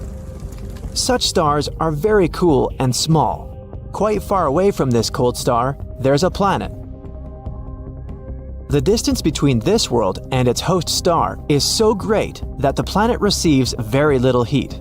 It's one of the coldest planets ever detected. The average surface temperature on the planet is lower than -360 degrees Fahrenheit. That's why the entire planet is covered with a thick layer of ice. If you stepped onto its surface, you'd see nothing but glaciers, plains, and mountains of ice. And still, astronomers claim life might exist deep beneath the frozen surface. All because the core of the planet is likely to generate enough heat to melt some of its inner ice. In this case, there would be an enormous subsurface ocean, maybe even swarming with bizarre life forms on the planet. One of the oldest exoplanets we know about is PCR B162026b. It's about 12.7 billion years old. It's almost 3 times as old as Earth, which appeared 4.5 billion years ago. This also means that the Genesis planet formed only about 1 billion years after the Big Bang. The planet is so old that its 2 parent stars have had enough time to evolve into a white dwarf and a pulsar, making almost 100 revolutions per second. Sunrises on this planet must look awesome.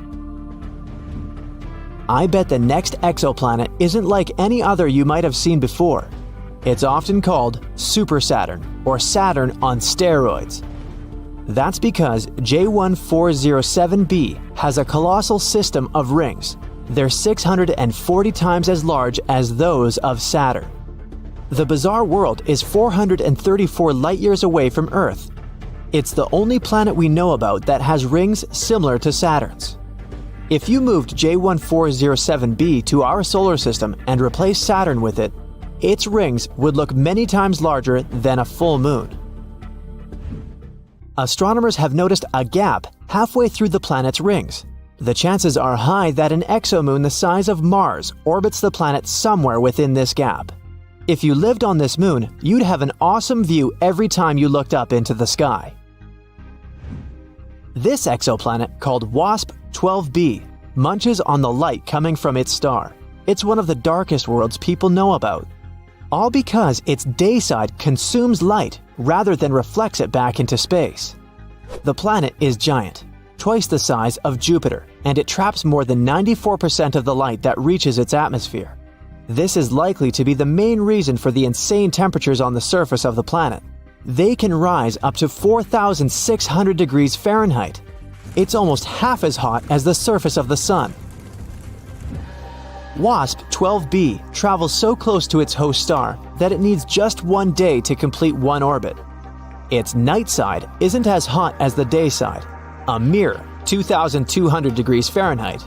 Because of this difference in temperature, water vapor and clouds gather above the surface of the planet. From time to time, swirls of material from the planet's superheated atmosphere spill onto its star. About 4,000 light-years away from Earth, there's an exoplanet that might be one enormous diamond. It's 5 times the size of our planet, but needs only 2 hours and 10 minutes to orbit its parent star. It's a pulsar rotating at a rate of 10,000 times a minute. The planet is denser than any other we've discovered so far. It consists mostly of carbon, which is so dense that astronomers think it might be crystalline. If it was true, it could mean that at least some part of the planet is diamond. On WASP 76b, it rains iron on the night side of the planet, and the temperature on the daytime side rises up to 4,300 degrees Fahrenheit. That's hot enough to vaporize most metals. This exoplanet is a bit smaller than Jupiter and located 640 light-years away from Earth. Such terrifying weather conditions in this world are caused by its unusual orbit. The distance between WASP 76b and its parent star is 10 times shorter than the distance between Mercury and the Sun. That's why the star and the huge planet are tidally locked. One side of WASP 76b always faces the star, and the other side is always pitch black. This bright blue exoplanet sits 62 years away from Earth. A bit larger than Jupiter, it looks calm and peaceful. Its blue color might remind you of our home planet. But this familiar appearance conceals the planet's horrifying nature. The beautiful hue comes from silicate atoms and particles that make up the atmosphere.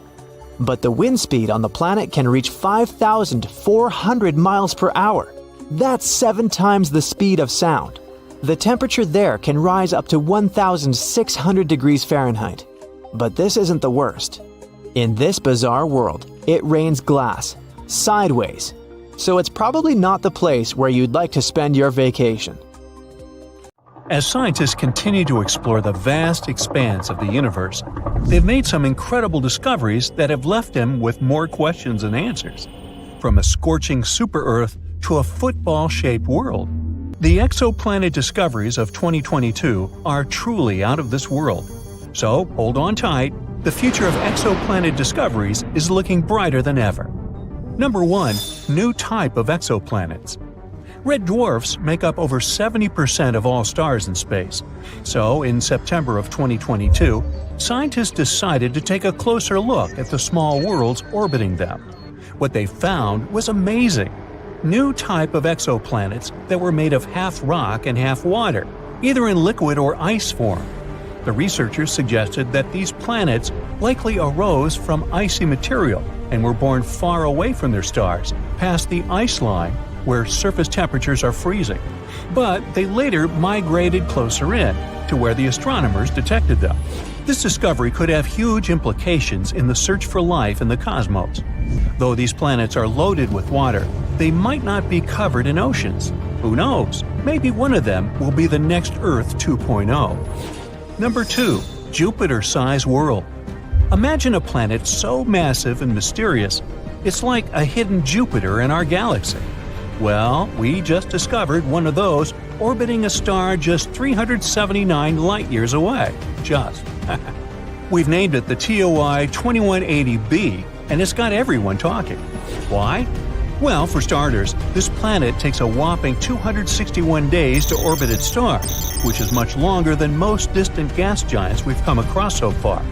But that's not all. The temperature on this world is surprisingly mild, averaging at a balmy 170 degrees Fahrenheit. For comparison, the temperature on Jupiter and Saturn is around minus 280 degrees. It's like a bridge between the giant exoplanets we've found and our Jupiter. But the question remains, how did this planet get to be so different? Scientists are still trying to figure that out. Let's hope that we get some answers soon. Number 3. The Hulk planet. This world is a place where the surface is covered in molten magma, and the year lasts just half a day. Welcome to TOI 1075b, an exoplanet that's been dubbed the planet Hulk by scientists. Located 200 light-years away, this super-Earth is one of the most massive ever discovered. Its proximity to its parent star causes its surface to reach scorching temperatures of 1922 degrees. It's so hot that any form of water would evaporate instantly, and the air would be filled with vaporized rock. But it's not just the heat that's impressive, it's also its size. TOI 1075b is nearly 10 times the mass of Earth, making it one of the most massive super-Earths ever discovered. But the mystery doesn't stop there. The planet's orbit takes just 14.5 hours, making it one of the shortest orbital periods ever recorded for a planet of its size. What an exciting addition to our catalog! Number 4. 3 doomed planets. Astronomers made a shocking discovery of 3 planets that are circling in a dangerous dance next to the slowly fading stars. Just a decade ago, scientists never even imagined such planets could exist. These gas giant planets, similar in size to Jupiter, orbit way too close to their slowly fading stars. They're basically walking on the edge. Take one of them, for example, dubbed TOI 2337b. Its orbit will likely send it hurtling straight into the fiery arms of its host star in less than 1 million years. Well, I won't be around then. As these stars enter their final days, they're pulling in nearby planets like a black hole, altering their orbits and potentially causing catastrophic collisions. And as these planets get closer to their stars, their atmospheres heat up and swell, leading to some mind-boggling differences in density. But despite the doom and gloom, studying these worlds could give us valuable insights into the evolution of our own solar system. Number 5. Planet with a barium's atmosphere. These are 2 hot blazing planets, each with an atmosphere made of the heaviest element ever found in an exoplanet, barium. These planets, known as WASP-76b and WASP-121b, are ultra-hot gas giants called superjupiters that orbit incredibly close to their stars. These planets are basically like giant balls of fire, with one side facing the star, cooking at temperatures hot enough to vaporize iron and other metals. But as the hot iron vapor is blown into the planet's cooler night side, it turns into liquid and falls as iron rain. And these planets held a special surprise for us. Barium is a heavy metal, about 2.5 times as heavy as iron. And yet, scientists were able to detect it in the upper layers of these planets' atmospheres. This is truly a mystery, and a puzzle we're still trying to solve. Imagine landing on a planet like this and looking at this rain of iron and the heavy barium in its skies. That would be awesomely horrifying. Number 6. The Football Planet. Get ready to have your mind blown, space enthusiasts, because we've just discovered the ultimate football-shaped planet, and it's unlike anything we've ever seen before. Meet WASP-103b, the ultra-hot exoplanet that's more than 1,000 light-years away from Earth. This gas giant is so close to its parent star that its shape is being stretched by the intense gravitational forces. But this isn't just a fun shapeshifter. It's also a valuable scientific discovery. By studying the planet's passes across its star, we were able to measure its deformation for the first time ever. It's like taking a snapshot of a planet in motion, and it's giving us insights into the extreme conditions that these planets can endure. This is truly a great discovery. Number 7. A zodiacal light. Are you ready for a cosmic ghost story? Scientists and high school students in China have uncovered a spooky phenomenon on 3 distant exoplanets. It's called zodiacal light, a glow that's similar to the one seen here on Earth during sunset. But this isn't just some eerie light show. It could hold clues about the makeup of these potentially habitable worlds. Imagine watching the sunset from a dark spot on Earth, and instead of darkness, a triangle of light appears. That's zodiacal light. It's caused by sunlight reflecting off dust particles that fill the solar system, the remains of asteroids and comets. A team of researchers analyzed 47 potential habitable exoplanets named Kepler 69c, Kepler 1229b, and Kepler 395c, all super-Earths, had signs of this light. This discovery is more than just a spooky phenomenon. It could reveal information about the presence of asteroids and comets in these exoplanet systems, which could be difficult to detect otherwise. So that's pretty neat. Number 8. A planet with silicate clouds. Introducing VHS 1259b, not a home video recording system, but a strange and exotic world shrouded in mystery and wonder. A place where the clouds are made of sand and the sky is forever red. This isn't the stuff of science fiction, but a real-life discovery made by the brilliant minds at NASA. This is a brown dwarf exoplanet that's making waves in the astronomical community. It's way too massive for a planet, nearly 20 times the size of Jupiter, but it's not quite a star. It's something in between, a cosmic enigma that defies definition. But what's really crazy about VHS 1256b is its atmosphere. Scientists have discovered that this strange world is cloaked in thick clouds of silicate grains, similar to sand. It's the first time this kind of cloud has ever been detected on an exoplanet, and it's a discovery that's sure to change the way we think about the universe and the possibilities of life beyond our world. And there you have it, folks. The year 2022 was filled with incredible discoveries and groundbreaking findings in the world of exoplanets. But this is just the beginning, as scientists and researchers continue to explore the vast expanse of space. We can only imagine what other wonders await us.